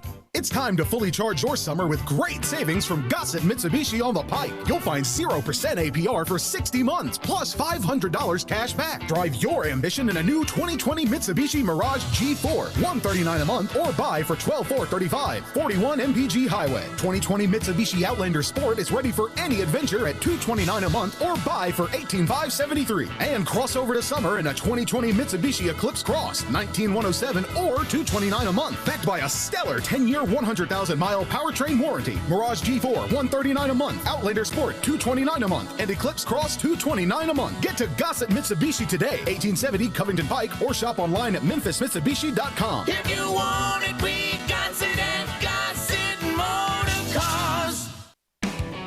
Frontier Western Store is open and ready to serve you for all your needs in boots, apparel, pet food, and more. Frontier is proud to be a local leader here in the Mid-South when it comes to boots. Stop by the store today for an incredible selection of name brand work and dress boots. Come browse aisles and aisles of top quality boots at everyday low prices in our world famous boot showroom. Dan Post, Rocky, Durango, Twisted X, Georgia, Ariat, and many more. There are so many styles, colors, and fits available, you might need a hand picking out your favorites. Luckily, Frontier's knowledgeable sales staff will cheerfully assist you with any questions you have and ensure the proper fit of your new boots. Frontier also has an amazing selection of jeans and shirts by Wrangler, Ariat, and Carhartt, as well as a fully stocked women's boutique department with thousands of tops and dresses at unbelievable prices. New arrivals often. Frontier Western Store, 5880 Gilman Road in Olive Branch, and on the web at frontierwesternstore.com. Family owned and operated since 1967. The truth is, before all this even started, people tended to social distance themselves from me when I was eating at Central Barbecue. Once I get elbow deep in some Central Barbecue ribs, it's always a good idea to keep your distance. And now that this is going on, Central Barbecue will always be practicing social distancing and counting on you to do the same. We all want to get back to normal, but right now, if we all want to enjoy some delicious Central Barbecue, we're also going to have to at least act like we care about each other. We're looking forward to seeing you at Central Barbecue. Just, stay about 6 full racks of ribs away. Hi, this is John Conway with Conway Services. Have you noticed your air conditioning system struggling to keep up this summer? It may just need a tune-up. Good news, it's super tune-up time at Conway Services. We'll come out and perform our exclusive 16-point Energy Saver Super Tune-up on your air conditioning system for only $69 with a free on-leak check.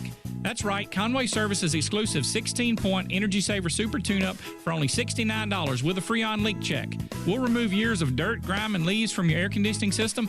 It's like taking your air conditioner to a car wash, all for only $69. If you have an air conditioner that leaks Freon every year, with Conway Services Super Tune-up, we'll include a free leak check. If that's not enough, we'll treat your unit with a special Teflon coating to help protect against the hot Memphis sun. So call Conway Services, the Mid-South's premier heating, cooling, plumbing, and electric service company at 384-3511. And call this week, and we'll do your super tune-up for only $57. Call 384-3511. Conway Services. Call Conway today. Now, more of Sports Time on Sports 56 with Wolo and Stats. This hour of Sports Time is brought to you by Homer Skelton Hyundai. Here once again are Dave Woloshin and Brad Norsworthy.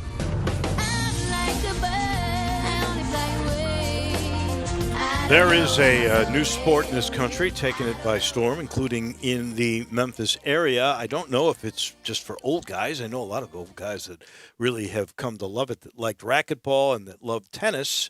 It's called pickleball. There is a club now in Collierville called the Willow Grove Pickleball Club, and Larry Mitchell is the owner of that club. He's got, pros coming in. I just absolutely hit the wrong thing. We got to get him back as soon as we possibly can. I was about to bring him on. Come on, Dave. And I this thing is the most sensitive darn deal there is. And it also doesn't help world. that the on air and the drop button are right next to each other. They are. I actually, that's a design flaw. Well, it was right on drop. When I went to go move it over, the darn thing hit. Poor Larry Mitchell. I am costing him moments of publicity. Hopefully we get him back. And I'm just going to let you put him on directly, Carl. Just put Larry Mitchell on. Hi, good afternoon. Sorry I dropped you by accident. That's okay. That's okay. So tell me, is this all for old guys, or is this sport really? Oh, no. This is from this is from the young to the old. We have people playing here, 12, 13, 14, 15-year-olds. There's one of the best in the country's 13-year-old from Naples, Florida. Really? Yes, and we actually have players here. There's a couple players that are in their 80s, 82 to 86 years old. God love it. They can move. Yeah. Absolutely. Have they got new knees and hips, or are they doing that on their old stuff? That's on the old stuff. Wow. Some of them are great. Some of them had won medals in the U.S. Open year after year. Wow. So, some of the best players in the country. So explain the game to me. Well, pickleball is the fastest growing sport in America. This is a cross between tennis, racquetball, throw some ping pong in there. The court is a quarter of the size of a tennis court. It's played a lot like tennis. It's played with a wiffle ball and a composite hard surface paddle. And games played 2-11. And it's growing fast. It's all over the country. We play it everywhere in the country. And you've got pros coming to Collierville this week? Yes, well, we do. We have a couple pros coming in from Arkansas. We just had a clinic with Scott Golden and Megan Hall from Florida. We have one of the winningest gold medalists in the country, senior player from Colorado, Scott Moore, is coming in September, and we're working on others. We've had Joey Farias here from Arizona. He's been here and done clinics a couple of times, and we have quite a few following here. And how long have you been open? I hear your club is just beautiful. And where is it? We've been open for going on maybe close to 2 years. We just got the courts painted. We have lights. Got the courts painted. We're open for membership, and we have young and old here. Where are you? Where in Collierville? We're in Cordova, actually. Oh, in Cordova. 401 North Sanger Road in Cordova. Well, I wish you the best of luck with this thing this weekend. I know it's catching on. I got a bunch of friends that really love it.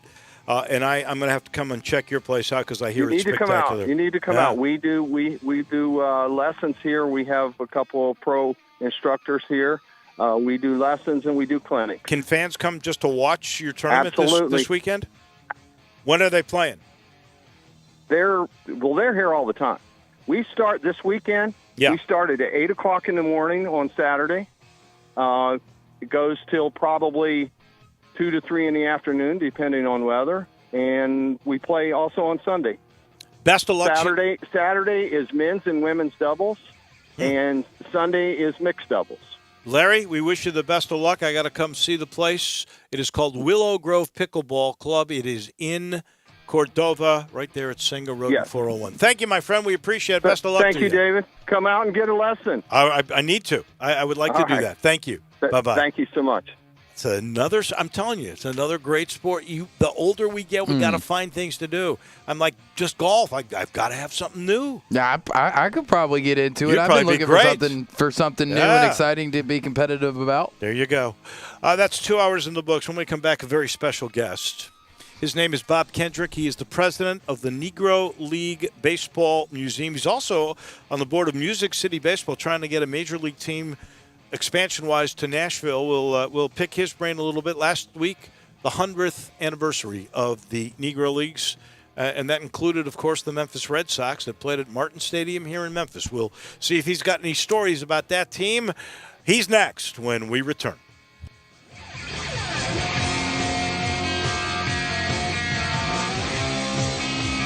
CenterPoint Energy takes many steps to help ensure the safety of gas lines in your community and shares important tips like the following. A distinct odor similar to rotten eggs is added to natural gas. If you smell it, clear the area and immediately call CenterPoint Energy. Plus, always remember to call 811 before you dig or begin an outdoor project. Natural gas is one of the safest fuels. To find more tips, visit centerpointenergy.com/gas safety. It's the Summer of Performance event at Acura of Memphis. Acura's entire lineup sets the luxury and performance standard, like the award-winning sedan, the Acura TLX, or the 3-row 7-passenger SUV, the Acura MDX, or Acura of Memphis's top-selling luxury crossover, the Acura RDX. Aggressive pricing, customized lease options, and low financing rates are at Acura of Memphis. Don't miss these deals. Visit AcuraofMemphis.com. Brian Elder's Roofing Solutions. Chris Price here for Brian Elder Roofing. The storms we've had over the past several months have been devastating to our communities. The rainy season is ahead. You may have not even noticed the dripping in your attic, water stains throughout your home, or even worse, mold and mildew. Please call Brian Elder Roofing and we will send out our project managers to assess any damage. We will not try to sell you a roof if all you need is a repair. We will measure your roof from outer space. 0% for 60 months, even no payments till 2022 are available with approved credit. If you've noticed missing shingles, water stains, leaks in your roof, call us before you call your insurance company at 867-0303. That's 867-0303, and we will provide a free, thorough inspection of your roof's condition. Call 867-0303. Brian Elder's Roofing Solutions. I want to do some bragging rights. Hey, I was just the other day overhearing a conversation with Big Mike, the manager of DeSoto Auto Sales. They've got people buying cars all over the country. North Carolina, South Carolina, Georgia, Alabama, Arkansas, Texas. People from all over the country buy cars at DeSoto Auto Sales in Olive Branch, Mississippi. Why? DeSoto Auto Sales has the most stringent car inspection in America. They get it right the first time. Quality and low mileage. Factory warranty on most vehicles. My favorite part is the people who work there. Big Mike, all the employees are professional, friendly, and go that extra mile. Expect as you walk in the door, you're treated like family. DeSoto Auto Sales understands your time matters. We can help you find your dream car and get all the paperwork finished in less than an hour. Come see us at DeSoto Auto Sales and be part of our family. Have a great buying experience every time. 662-890-7184. I'm here with outstanding team from Lexus of Memphis at 2600 Ridgeway. They're online at lexusofmemphis.com. Gary, tell everyone how they can experience the Lexus of Memphis satisfaction. Come in and be a part of our family at Lexus of Memphis. Experience the customer service that we provide to each guest like a member of our own family. If you're on the side of the road and you need us, we're there. If you need help with anything with your car, technology, Bluetooth, the app suite, we have a dedicated team to help you with this in your journey with your Lexus. That's how they do it at Lexus of Memphis. This hour of our show brought to you every day by DeSoto Auto Sales at 5704 Goodman Road. Go online, check them out at DeSotoAutoSales.com and check out all the happy referrals and look at all the beautiful cars. 662-890-7184. Every car test driven, all checked out, bumper to bumper, head to toe, unlimited inventory, every make, every model. And if it's not on the lot, they'll go out and find it for you. No shortcuts taken at DeSoto Auto Sales, where you're treated like family by kind, courteous employees, laid-back atmosphere, no high-pressure sales. They treat you well. They know we're living in a world today that time really matters, so they care about your time and want you to enjoy the ultimate car experience. You walk in within 45 minutes, test drive your car, credit approved, paperwork completed, and you're gone in less than an hour, about 45 minutes in time to do it over your lunch hour or immediately after work, like right now at DeSoto Auto Sales at 5704 Goodman Road. 662-890-7184. Come on down to DeSoto County for that town and country experience at DeSoto Auto Sales. We are Sports 56 WHBQ Memphis, WIVG-FM Tunica Memphis, and WPG-FLP Memphis. Flynn Broadcasting Stations. Welcome back to Sportstime on Sports 56 with Waldo and Stats. This hour of Sportstime is brought to you by DeSoto Auto Sales. Here once again are Dave Woloshin and Brett Norsworthy.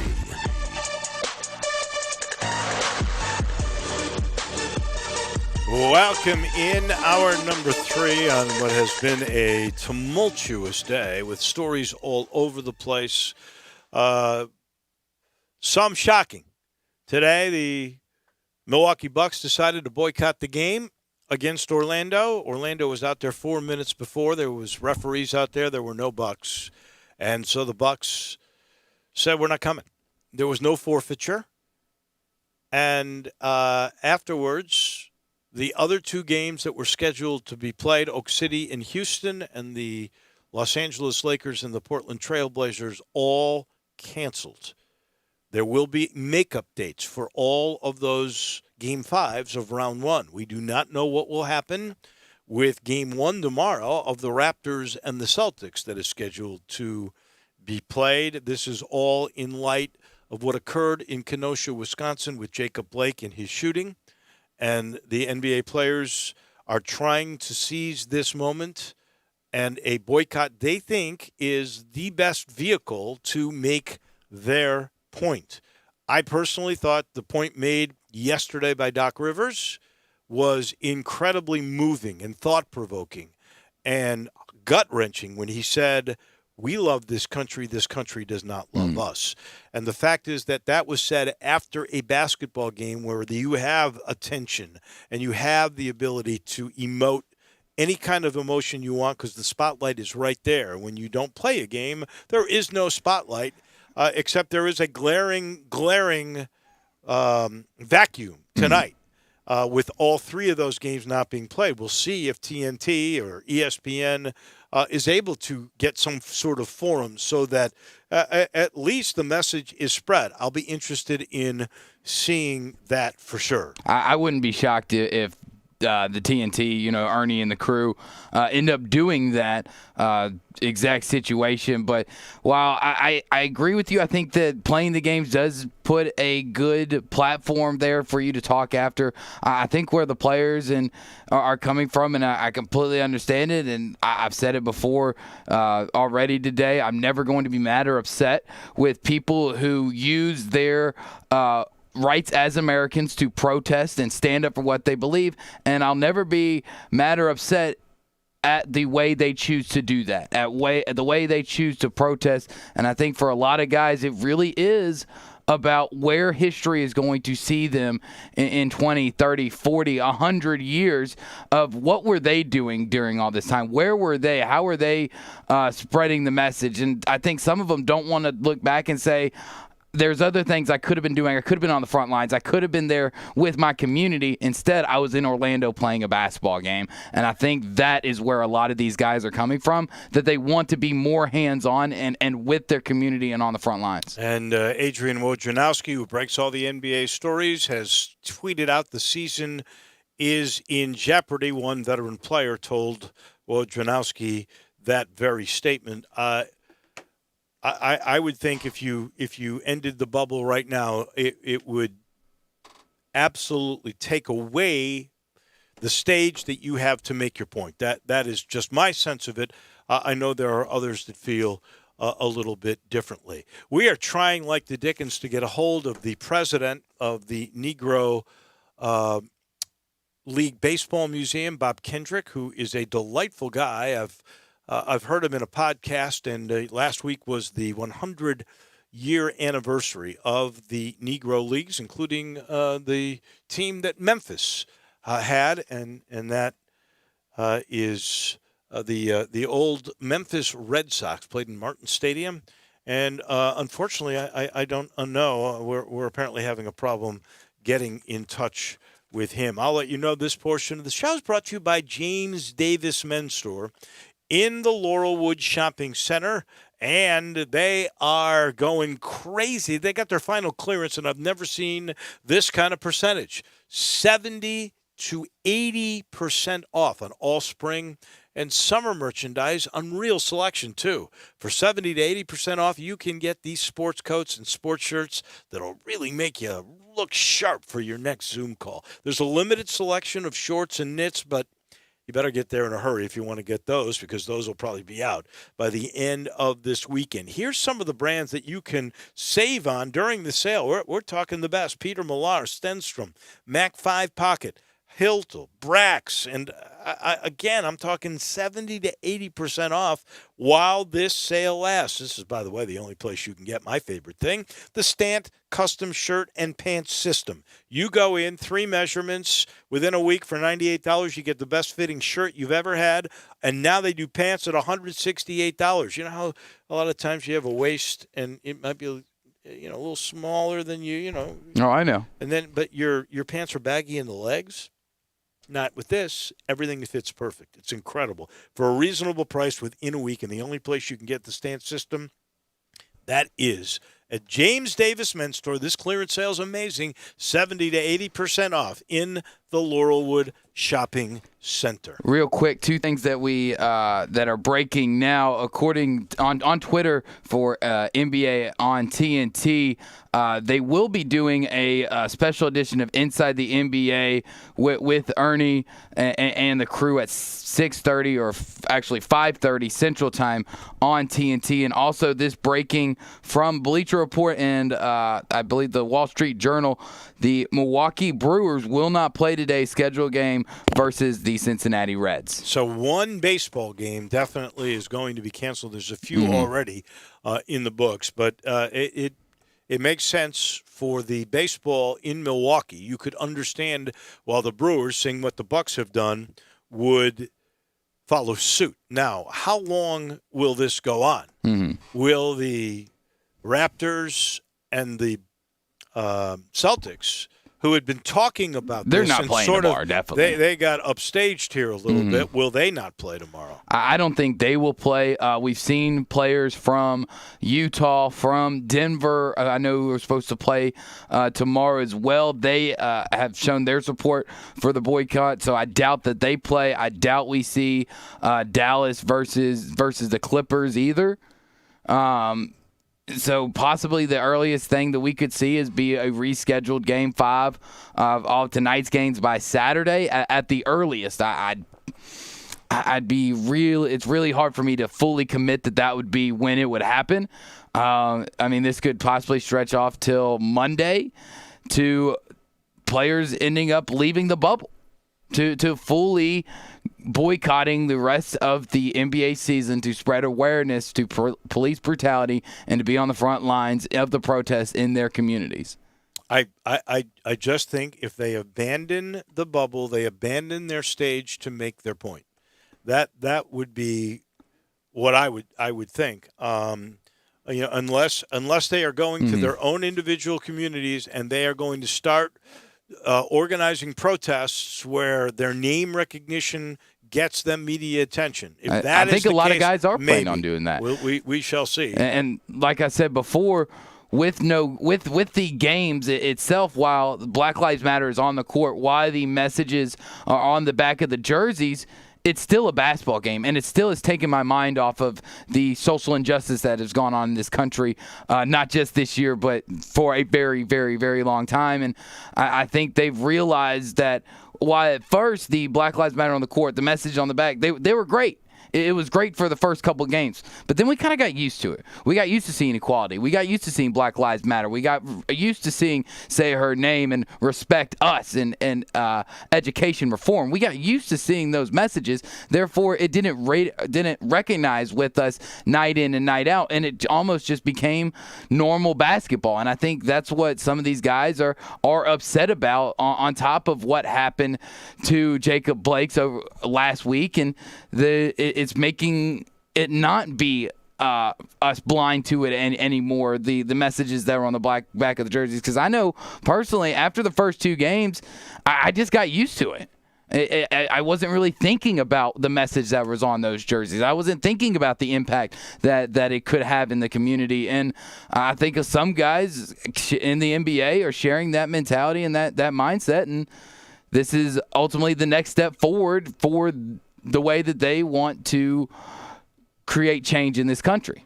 Is it a next step or is it a misstep? Let us know how you feel about that at the text line 67129. We would love to hear from you at this particular point. So we know now all 3 NBA games and 1 Major League Baseball game is off, and we also know there is the possibility that there is discussion that this could be the end of the NBA season, and we will keep our eye on that story. I don't think that story will be decided today by any means. Well, it looks like it could be more teams in the Major League Baseball. Jeff Passan's tweeting out, following the cancellation of Milwaukee Brewers and Cincinnati Reds game tonight, more teams are discussing the possibility of not playing, sources tell ESPN. Among those currently discussing it, the Seattle Mariners, who have the most black players of any team in Major League Baseball. So we could see some more cancellations. I believe we've seen history already today. There has never been, that I can recall, a mass decision made by players to stop playing their sport to prove a point. This is unprecedented, and now it has gone from one league, which is 75% African American, to another major league, which is not that high in African American contribution, player participation, and now part of this is Kenosha is not far from Milwaukee. It's not exactly a suburb, but it is still within the region of Milwaukee. So that makes sense to me. Now, I guess it would make sense with Seattle if that is the highest African-American populated team in the league, then you would understand that sentiment. I don't know how this, how far this carries or for how long. You're already pretty certain, and I think that is the majority consensus from our texters or even from tweets that I've seen, that tomorrow's NBA playoffs will not take place either. Yeah, they won't, just because of How are you going to be the first team to say we're going to play? If everybody else in the bubble has come to the conclusion that this is something that's really important to all of us and we need to do this, how are you going to be the one team that stands out? How are you going to really go against the grain at this point? You would almost look like you didn't care, like you didn't support the movement, even though we know that's not true. It's the same thing for some people who chose not to put messages on the back of their jerseys. And the player whose name escapes me right now who decided that he would stand for the anthem when the bubble first began. It could look to a lot of people like you're against it, and I don't think a team really wants to be viewed as that way, especially with it being so new. Well, I think if we get to the weekend and two teams decide that, hey, we missed the game, that was enough, then I think you could start to see play, but there won't be a team tomorrow that says yesterday was enough, it's time to play today. Well, after tomorrow, every team that is in the bubble will have boycotted a game. Yes, exactly. That way it shows a united front, and then I think the NBA teams, and especially the players, need to get on the same page about, all right, is one game enough? How far do we have to take this? There really isn't a PowerPoint or a plan out there to know when enough is enough. When have I done enough to create the change that I want to see? So it's going to be a mystery to see how they decide on it. Obviously, I think that the teams will probably be getting together in some form or fashion in the bubble tonight and probably throughout the day tomorrow, and they'll figure out if one game was enough or we need to keep going or if we just need to shut it all down. Well, I think at some point, if you were to leave the bubble, I don't see how it really helps. I honestly do not. Now you have you will lose money yourself. You will lose your business partners quite a bit of money, and this is already a league that has lost audience. It is a league that has lost revenue, a huge revenue stream from China.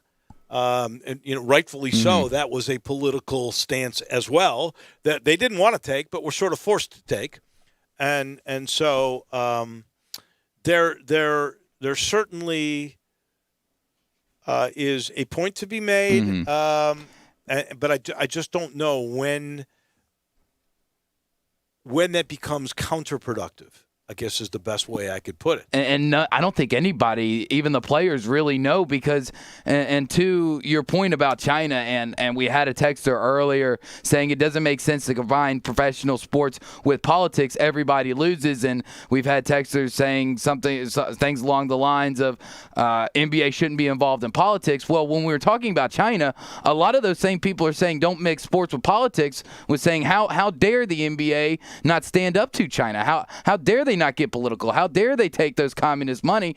But when it's flipped around on this soil, on this situation, it's almost back to a shut up and dribble type of mentality. You cannot want people to speak out against things that you personally don't like and then get mad when they speak out of things that they don't like. If you want them to talk politically and take a stand against communist China and the terrible things that are going on in that country, you cannot have a problem when those players have a problem and take a stance against terrible things that are going on in their own country. The common denominator in all of that is human rights. That is very much so. That is true. In the meantime, Bob Kendrick, who we wanted to talk to about the 100th anniversary of the Negro Leagues, joins us now. He is the president of the Negro League Baseball Museum, and he's also on the board of Music City Baseball, trying to bring an expansion baseball team to Nashville. Good afternoon, Bob. How are you today? I'm good, guys. Thanks so much for having me, and thanks for hanging with me. I got a little bit delayed, but I'm so thrilled to catch up with you. Well, tell us a little bit about the celebrations and what took place last week. We were a little bit late in getting to you, I guess you could say, since the anniversary was a week ago, and I know there were a lot of different celebrations. Talk a little bit about the history of the league and how it was celebrated last week. Well, it was incredible because, as you mentioned, we're celebrating the 100th anniversary of the birth of the Negro Leagues, formed right here in Kansas City.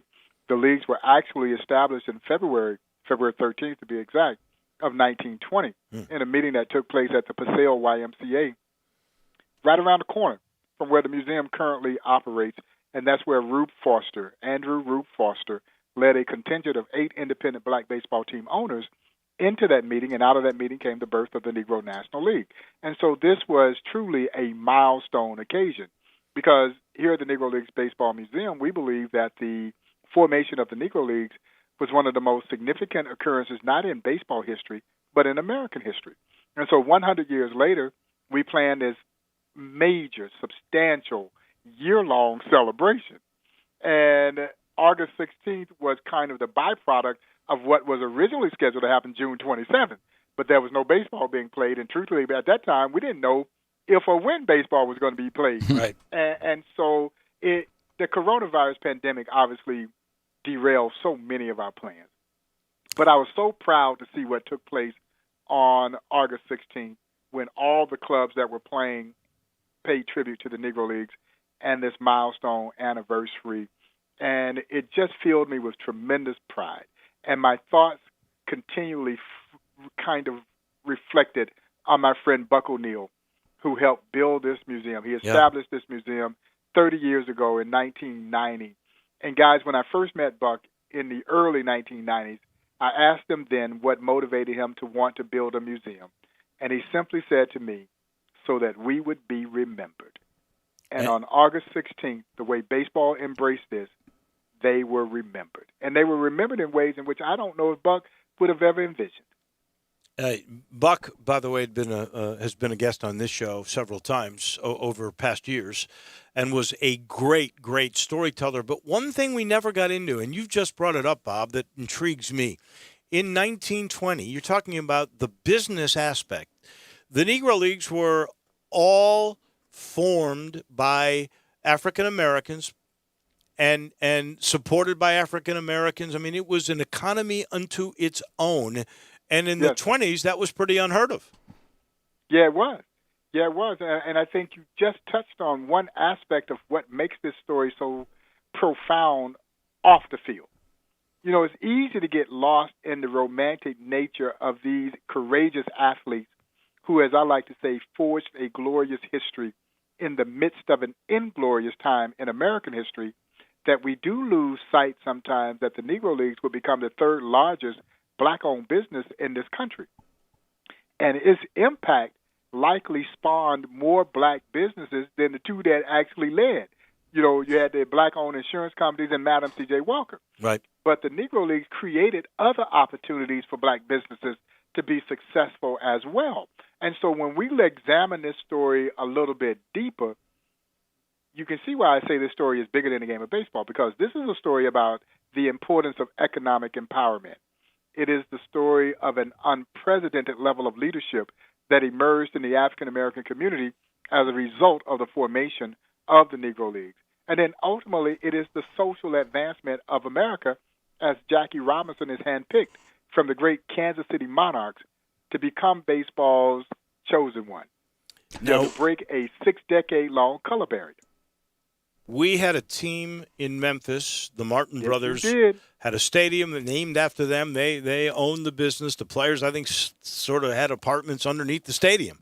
So it was a pretty unique. And any of the old Red Sox that I heard of, they spoke about those times with such great joy. Have you got any Memphis Red Sox stories for us? Well, my favorite Memphis Red Sox story actually. It goes back to my friend Buck O'Neill, who talks about playing in Memphis Easter Sunday, 1943 in Memphis, Tennessee. And to make a long story short, he hits for the cycle that day. And so he's at the hotel, and the Monarchs had a traveling secretary by the name of Dizzy Dismutes. And Dizzy had invited some young school teachers over to the hotel to have dinner with some of the Monarch players. He comes up to Buck's room. He says, Buck, I got some people downstairs I want you to meet. Buck says he gets up, he goes down, he walks into the restaurant, guys, and he says he walks straight to a table where a young lady was sitting there, and he introduced himself. He says, my name is Buck O'Neill. What's yours?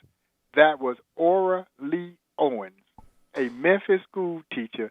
They were married for 51 years. Wow. So he hit for the cycle. and met his future wife of 50-plus years Heck of a on day. the same day. That's a pretty doggone good day. That is. That does sound like a good day, Bob. And before I get to my question, I just want to share a quick little thing with you and with our listeners. I actually, when I was in high school, I played showcase baseball and had the opportunity to play at Rickwood Field down in Birmingham. And I just want to tell you, it was one of the coolest experiences just to know that I was getting to pitch on the exact same mound as one of the greats in Satchel Paige. And it's a feeling of the history of the Negro Leagues and of baseball that you don't get a lot of places other than your museum. And in your museum, for people that have never been, what's kind of the one thing you want people to walk away from your museum knowing and kind of feeling about the Negro Leagues? Well, one of the things that is a point of emphasis for me is that before you come here, I don't want you to come here thinking that you're going to be introduced to a sad, somber story, because you got the wrong place. Mm-hmm. This is a celebration, and it is the celebration of the power of the human spirit to persevere and prevail. And so, yes, we understand the circumstances that dictated a need for a Negro League. Yes, segregation was a horrible chapter in this country's history. But really the story here, guys, is what transpired out of segregation. This wonderful story of triumph and conquest. And it's all based on one small, simple principle. You won't let me play with you in the major leagues, then I'll just create my own league. And it's that kind of spirit that drives this story. So, yeah, now you understand the backdrop in which they were playing this game against, but you also see and feel the incredible joy that baseball brought. They refused to accept the notion that I'm unfit to do anything, so I'll show you. And to me, that's what makes this story so special. Yeah, you're going to meet some of the greatest baseball players to ever put on a baseball uniform. But by the time you walk away from this experience, I think you walk away cheering that power of the human spirit. You cheer the American spirit, because I think this story is as steep in the American spirit as any story in the annals of American history. And I think that is what surprises people.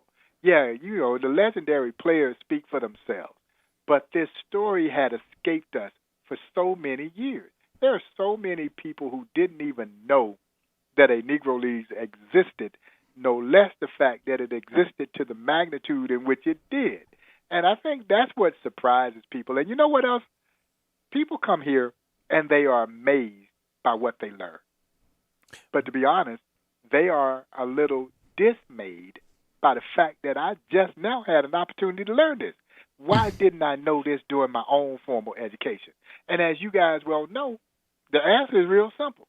American historians did us all a tremendous disservice. No doubt. They kept this wonderful piece of baseball and Americana away from us. Along those lines, and you mentioned they just formed their own league. Today is a major story. We are seeing a boycott of the NBA games, and the Milwaukee Brewers tonight are not playing also because of what happened in Kenosha, Wisconsin.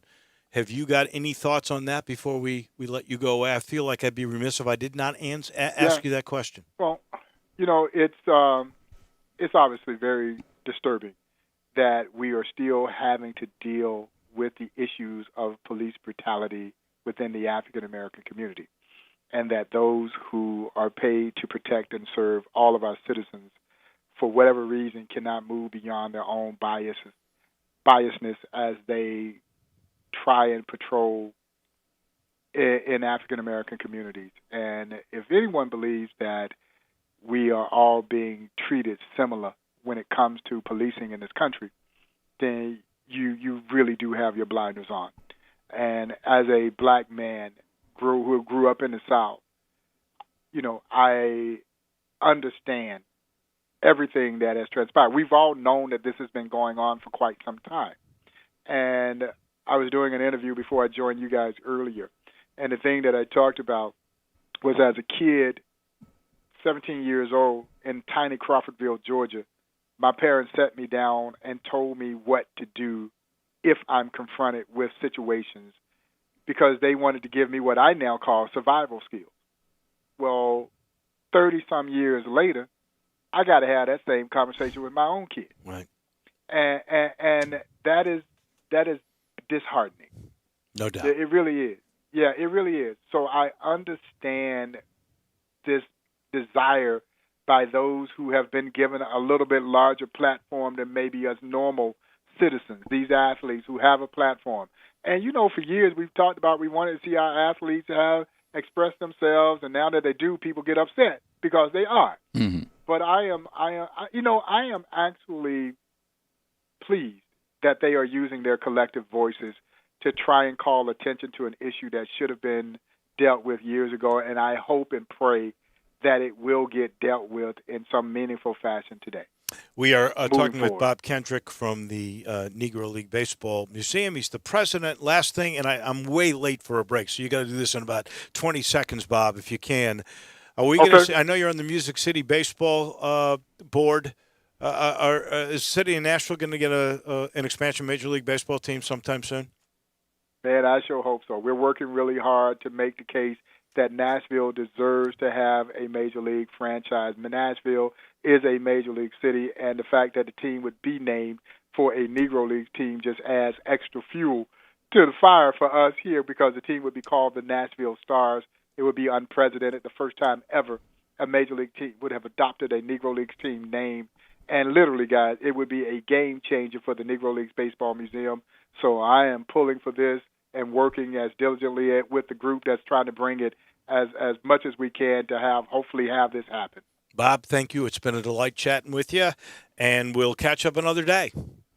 Guys, thanks so much for having me. Okay, bye-bye. Take care. Bob Kendrick, who is the president of the Negro League Baseball Museum. He's brought to you in part by Homer Skelton Hyundai in Olive Branch, and Genesis of Olive Branch. You know all about these G cars, right? How beautiful they are. I have a G70. I once had a G90. Now the SUV is coming. It's coming in September. All the 21 models are starting to arrive. And with every new Hyundai or Genesis car, you get two things now from Homer Skelton Hyundai. You get a limited lifetime powertrain warranty on every new vehicle, and you get a 3-year, 36,000-mile maintenance package on every new car. You can't beat the way they do business. That's durability, and how about that? Safety technology. Hyundai tied for the most number of top safety pick vehicles in 2020. Just get on Lamar into Mississippi, Craft Road. That's the first exit, turn left. You'll see the way car business should be done at Homer Skelton Hyundai and Genesis of Olive Branch. We take a break. We're going to the bubble. We will get from NBA play-by-play announcer Sean Kelly his take on what's going on in Orlando right now. He was scheduled to do a game a little bit later. He's not doing that game. His thoughts in just 1 minute. Spend your lunch with Greg Gaston and Eli Savoy on Sports 56 Middays, delivered by FedEx. Weekdays from 10 to 1 on Sports 56, 96.1, and 87.7. Hey, everybody. These new Chevy Open Road deals are spot on for fall right here in Olive Branch at All-Star Chevrolet. And I'm telling you, you could save thousands of dollars and get that new Chevy you want today. Blazers, Equinox, Impalas, Camaros. Get an all-new Corvette. Treat yourself. And more all-new 2021 Tahoes are on the way. Come pick out the one you want before it even gets here. And I'm looking at more new Silverados than you'll find anywhere. Come drive one. Drive them all. And don't forget to check out the certified pre-owned Chevys. If you don't find exactly what you want, tell them here at All-Star and they will find it and get it here fast with the best financing for everyone. Remember, it's not the Pike, not Collierville, not South Haven or Mount Moriah. It's gotta be Olive Branch, people. And everybody at All-Star Chevrolet has one job: to make sure you get a better deal, have more fun, and in record time. So find new roads to Olive Branch at All-Star Chevrolet, or go check them out online at allstarautogroup.com. I'm here with the great Pat Donahue from the Rendezvous Restaurant Shipping Department. Thanks, Brett. We've been shipping our ribs all over the country now for decades from our USDA-inspected shipping kitchen in the Pinch District. We hand-cook our ribs in pits that Mr. Charlie built over charcoal, just like they do at the restaurant. So what comes in a rib box? We could do pork shoulder, we could do ribs, our sauce, seasoning, baked beans, coleslaw. We'll even throw in Pancho's cheese dip with our nacho boxes. We also put a bag of Rendezvous seasoned popcorn, heating instructions, some chef hats, some wet naps, and some other helpful tips from our kitchen. We ship our ribs overnight. shipped exclusively FedEx. When we put them in nice packaging, we don't ever want to use styrofoam, so we use corrugated cardboard, actually 2 boxes that fit nice together, so the ribs get to you, your loved ones, or your clients in a safe, wholesome manner. Rendezvous ribs are perfect for out-of-town clients, customers, loved ones. We also ship ribs for any occasion. Where do we order these great ribs? You can go to www.hogsfly.com or give us a call at 1-888-464-7359. Charlie Burgos' Rendezvous Restaurant in the alley since 1948. Have you been to a Burlington lately? They have unbelievable deals on amazing brands and styles at up to 60% off other retailers' prices. No coupons or sales, just fabulous values every single day. It's a treasure hunt with new bargains arriving all the time and savings that'll surprise you. At Burlington, you get more for less, whether it's back to school, work, or just back. Now more than ever, you'll love the deals. You'll love Burlington. Welcome to AutoZone. What are you working on today? Changing your oil. We've got what you need. Right now, you can get 5 quarts of Valvoline Max Life High Mileage Motor Oil and an STP oil filter for just $26.99, plus a $5 bonus reward if you're an AutoZone Rewards member. Not a member? Signing up is easy. You can do it right here in store or on AutoZone.com. Getting the job done just got easier. Terms at AutoZone.com/rewards. Restrictions apply. Get in the zone, AutoZone. Welcome back to Sports Time on Sports 56 with Waldo and Stats. This hour of Sports Time is brought to you by DeSoto Auto Sales. Here once again are Dave Woloshin and Brett Norsworthy. Welcome back into the Family Leisure Studios on a historic day. Stats out. Drew Barrett filling in for him. Today is a day unlike any other that I can think of. We have seen a situation where athletes, professional athletes, have taken to boycotting playoffs in order to raise social consciousness. And not only did the NBA players do that, but now that same action has gone to another league, Major League Baseball in Milwaukee. Their game, the Brewers game, which is not far from Kenosha, Wisconsin. Their game has been postponed tonight as well. We go to the bubble where it's got to seem strange and where, according to Adrian Wojnarowski from ESPN, there is talk that the NBA season could be coming to an end. Sean Kelly does play-by-play for ESPN, Major League Baseball, NBA, and, of course, college football. And Sean, give us a sense of what's going on down there, and do you think there's a chance the season could really come to an end? Hi, Dave. I'm not so sure I know that we're on the brink of a season coming to an end. I think that obviously the players today proved to us that they're serious in considering all options, but I think it would be premature to say that we're on the brink of losing the season. We've lost, or we postponed, I should say, the 3 games tonight. And so what was really kind of a heaviness that's been coming over the campus this week obviously got real heavy here today with the decision first by the Milwaukee Bucks, but then by the Players Association following and supporting them. So it is a really heavy time here and in our country in general.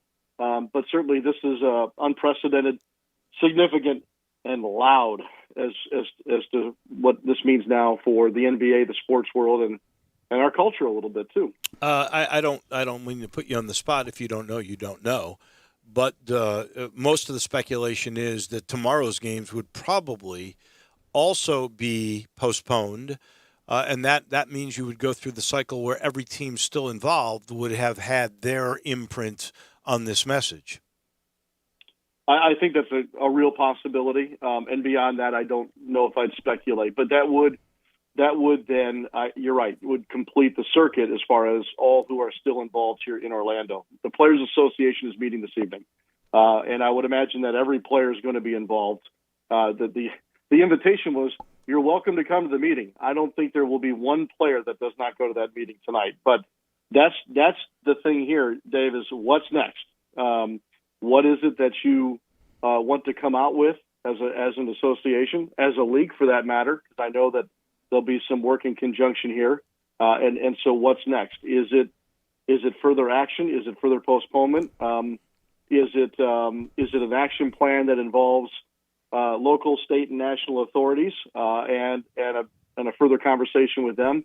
I don't know, and I'm eager to find out, just like everybody else. And I'm hoping that maybe they'll say something late tonight, and then we'll know. But that's where things stand, and you could kind of feel something coming a little bit. Obviously, there was conversation amongst the Raptors and the Celtics about the start of their series tomorrow already, and then the powerful statement that Doc Rivers made last night after his team's win. So that led to today, and really this sense all morning of something's going on. There's, like I said, I don't know how to describe it any other way than just this very heavy feeling here. I was about to ask you about, obviously here on the outside of the bubble, it was really out of nowhere. Like you said, we knew that there were rumblings, that there were talks about tomorrow's game between the Raptors and Celtics, but for people in the bubble, I mean, did you hear whispers, throughout the campus that, hey, the Bucks are going to kind of jump the gun on the Raptors and Celtics and be the first team to lead? And how do you think were the Bucks and Celtics kind of caught off guard by it as well? I'm not sure. I guess to myself, I was thinking a little bit in the last 24 hours that I'm a little surprised we haven't heard from the Milwaukee Bucks in a bigger way because of obviously this most recent event. Literally Kenosha's, 35 miles outside of downtown Milwaukee. So this is in their neighborhood, and there's a real feeling with that team. And so, I was a little surprised that we hadn't heard something yet, and then I wasn't surprised at all that it was them. And just like everyone else outside of the bubble, it caught us all by surprise here too. Like in my case, I was scheduled to have Lakers Trailblazers tonight. So I'm sitting here at my desk and typing and going through notes, and literally was stopped right in my typing when this started to happen. There were members of the Orlando Magic on the floor warming up. The officials were in the building. Everything was set to go, and Milwaukee did not come out of the locker room. And then obviously, a couple minutes before that clock goes to zeros and we're supposed to see or hear a national anthem, that's when you know that, obviously now it's changed. And here's the thing too about that pregame thing about the surprise of this or whatever. Yeah. This whole experience in the bubble is such that, like, when I'm sitting there before a game getting ready, you have the building filling up, you feel the energy, the fans are coming in, the music's playing, guys go through their certain shifts of warm-ups on the floor. Well, here in this situation, there are no fans in the building. The music's kind of low. A lot of the players do their warm-up work off of the floor and whatnot. So, like, you can be sitting at your broadcast position like last night, and 10 minutes before tip-off, there's not a whole lot going on. And then they come out, they do a little layup line, and then it's national anthem time. Now, from the national anthem forward, that feels pretty normal as it can be. But so it doesn't feel normal on a night down here because you don't have that ramp up to the game. Well, that's why today, okay, there's no ramp up. That's kind of been the thing, and then there's nothing. So that I think furthered the surprise of this. And I don't know if surprise is the right word, but I kind of think it is, and I'll tell you why. We're getting stories about a possible boycott of Toronto and Boston tomorrow. So had there been that message that they wanted to send sort of in unity with a plan of it, then that was the game. No one thought that tonight's games were going to be used to send a message at all. That is why. Now, your point is well taken, that the Bucks had been pretty quiet about something that had occurred 35 miles from their arena. So I can understand, why they're making the point the same way I can with the Brewers postponing their game tonight in Major League Baseball. But I think it took everybody by surprise. I think it must have taken Adam Silver by surprise because he's almost always, and I think he's the best commissioner, he's almost always in front of everything that's about to occur. Well, he absolutely had to know about it before everybody else did. I don't think there's any doubt about that. But at what time? Because look, the Bucks came to the building. Orlando was getting their their warm-ups done on the floor. So now, whether he knew 20 minutes before or an hour before, I don't know, and maybe that'll come out at some point. But you're right, and with regard to the Raptors and Celtics, the latest that we heard this morning was that those two teams were going to probably meet again tonight and talk a little bit more about it before tomorrow. And look, I'm going to name drop big time here, and I apologize. One of the cool things about being down here is that you have all these guys that I respect and the broadcasters, and we're all here together. And that never happens, David. You know that. Right.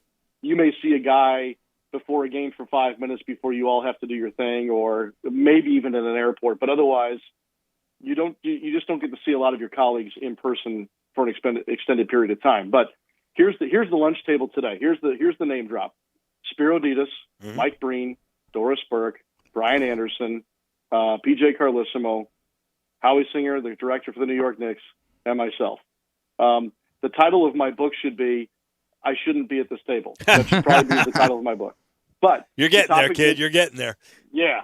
So the topic came up, and kind of the consensus was, well, two things were said. Number one, nothing happens until LeBron James is on board. Well, he got on board. Yeah, he did. And number two is, I don't think they could accomplish what they think they could accomplish by boycotting a game. That was the only part of the conversation. I mean, that was the conversation. And then 5 hours later, they're making a very significant and loud, and it will turn out to be a historic statement. So that leads back to the first part of our conversation. What's next? And look, as a 48-year-old white man, I'm here to listen. And I've been listening, and I hope that a lot of others around our country have been too. And they want more listening. And so I'm willing to listen, and I'm eager to find out what's next. And I hope that we can get into a spirit of what can we all do next together, and perhaps maybe they can lead the way in some form or fashion here. So maybe they make this loud statement tonight. They come out and tell us what they're looking for, or have some kind of an action plan, and we go back to playing, and that's all a part of it. It's all inclusive, or it might take a little bit. That I don't know. I guess the only reflection that I have on all of this so far is what I mentioned at the very beginning, and I have not really. I'm willing to listen, and we all want the culture to be changed. We want people to have the same opportunities. We want a black person driving in a car not to feel fear as they drive in a car. I think what we saw in Kenosha was just sickening. And I thought the greatest of the observations and heartfelt speeches that I've heard in a long time was Doc Rivers. And Doc Rivers had the platform because after that game, people wanted to hear from him. And when he said, "We love this country doesn't love us," there was not a more moving, emotional, thought-provoking statement that you could make. And it was because the spotlight was on him. My question is, if there is no spotlight, do you still get your message across? That's the only thing, and we'll see what they have to say and how they engineer it from here. We just have to wait and see, as you said, what this Players Association meeting determines tonight and how they communicate from thereafter. Yeah. The frustration, guys, is palpable, and I know it is in a lot of neighborhoods all across our country. This is the neighborhood I'm in right now, and this neighborhood is truly unique. And I think that beyond having Black Lives Matter on the floor for every game and the messaging that they have on the backs of their jerseys and the unified taking a knee during the national anthem, I think all those things were important to them, and there's this frustration because of what happened that we're still dealing with these things, and it sounds so trivial when you say it like that. Right. These crimes, that the frustration of, gosh, even having Black Lives Matter across the floor, even having us put ourselves out there with regard to a peaceful protest during our national anthem, all those things, and yet we still can't get forward here. And so that frustration and that heaviness is what's led us to this moment tonight. He is Sean Kelly. He's the ESPN announcer who does them all. He does NBA basketball. He does college football. He does that with our own Barrett Jones. And he does some Major League Baseball, too. And I had a million things to talk with you about, but obviously this is what dictates the discussion this evening. And so we'll have to meet and chat with you again sometime soon, Sean. Take care, be healthy, and hopefully we see you around the corner here sometime soon. I look forward to that. Thank you very much. And I'm glad that you're all continuing the conversation tonight. You got it. Thanks, Sean.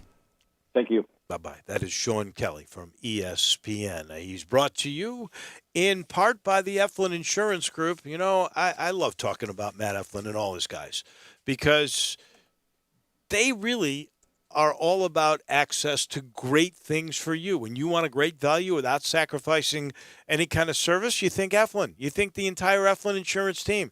Matt's professionals have access to 10 leading companies. They find the right home and auto program that fits your needs and, of course, maybe most importantly, your budget.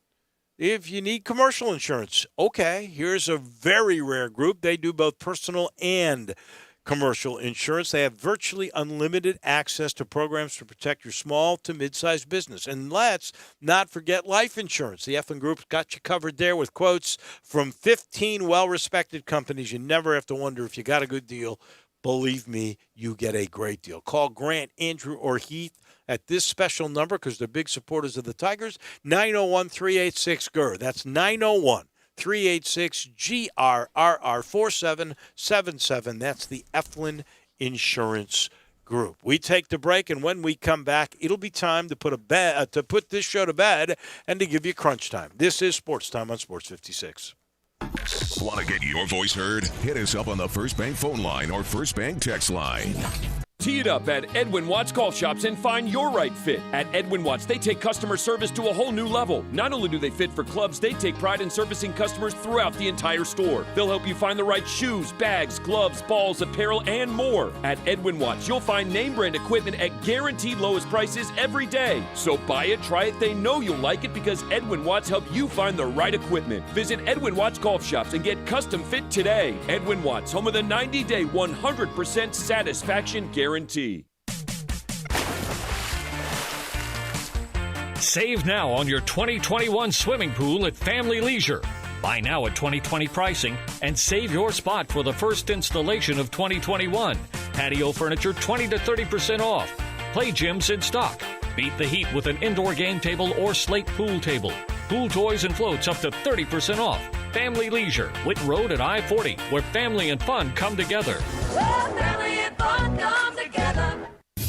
You knew the risks when you decided to drive drunk. There could be a crash. People could get hurt or killed. But that didn't stop you, did it? You knew you could get arrested.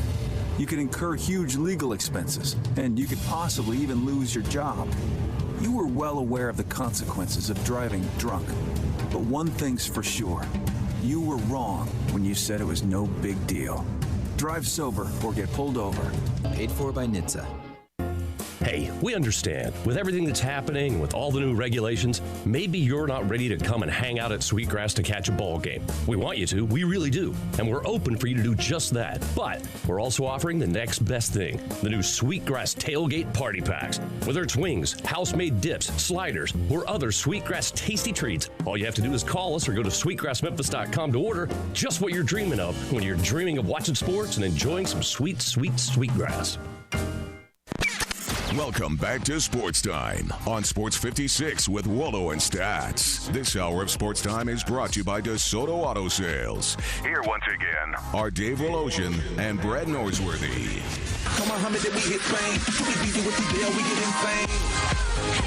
Final portion on this wild Wednesday afternoon. It's brought to you by Supercuts. You know, all the local Supercuts here are owned by the same family, Memphians. Now, the Czech family, nothing is more important to them than the health and safety of their Supercuts team and, of course, the Memphis community. All Memphis area Supercuts are open. They are all open with this new thing called the Safe Salon Commitment in place. The Safe Salon Commitment was developed in partnership with the top infectious disease doctors to maximize safety and sanitization in all of the Supercut salons. And it means that when you're ready for your haircut, most of us have already gone and gotten a haircut now, they're ready and they're prepared to see you. You can learn more about that Safe Salon Commitment, and you can get ready for your next visit at supercuts.com. It's time for Crunch Time. Go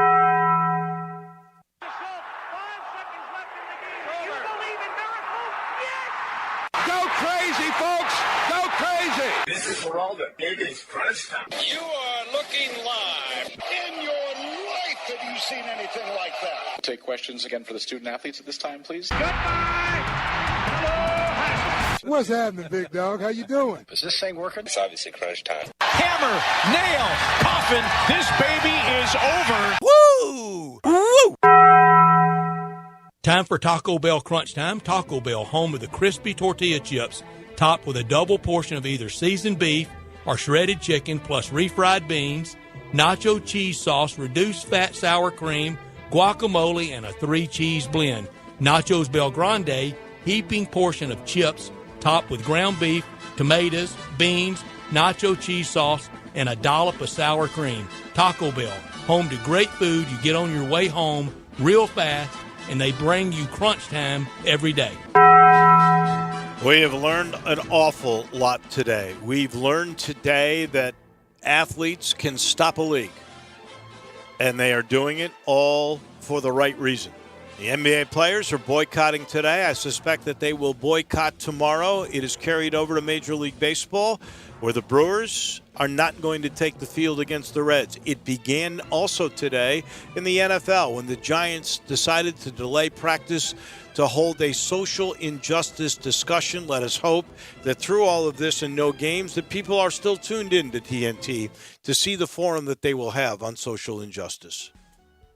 Actually, this being reported, I didn't get to watch about 13 minutes ago. Kenny Smith decided to join the players and walk off the TNT set out of respect for their decision, and basically just like the rest of us, just out of words, really having to step back and try to control ourselves and not let the emotions take away. So that's what happened on NBA on TNT. You're exactly right. Learned so much different things today. If they have the forum, Kenny Smith's not going to be a part of it. Kenny Smith is not there. I think Ernie, Shaq, and Chuck are still there. Wow. But one thing that I did learn real quick today, the Major League Baseball bubble talks from 3 sites are now down to 2. American League in Southern California, National League in Texas, World Series at Ranger Stadium. And last thing, Big Ten is considering winter seasons with dome stadiums as their bubbles. Crazy day. We'll do it again tomorrow. Have a great night, everybody.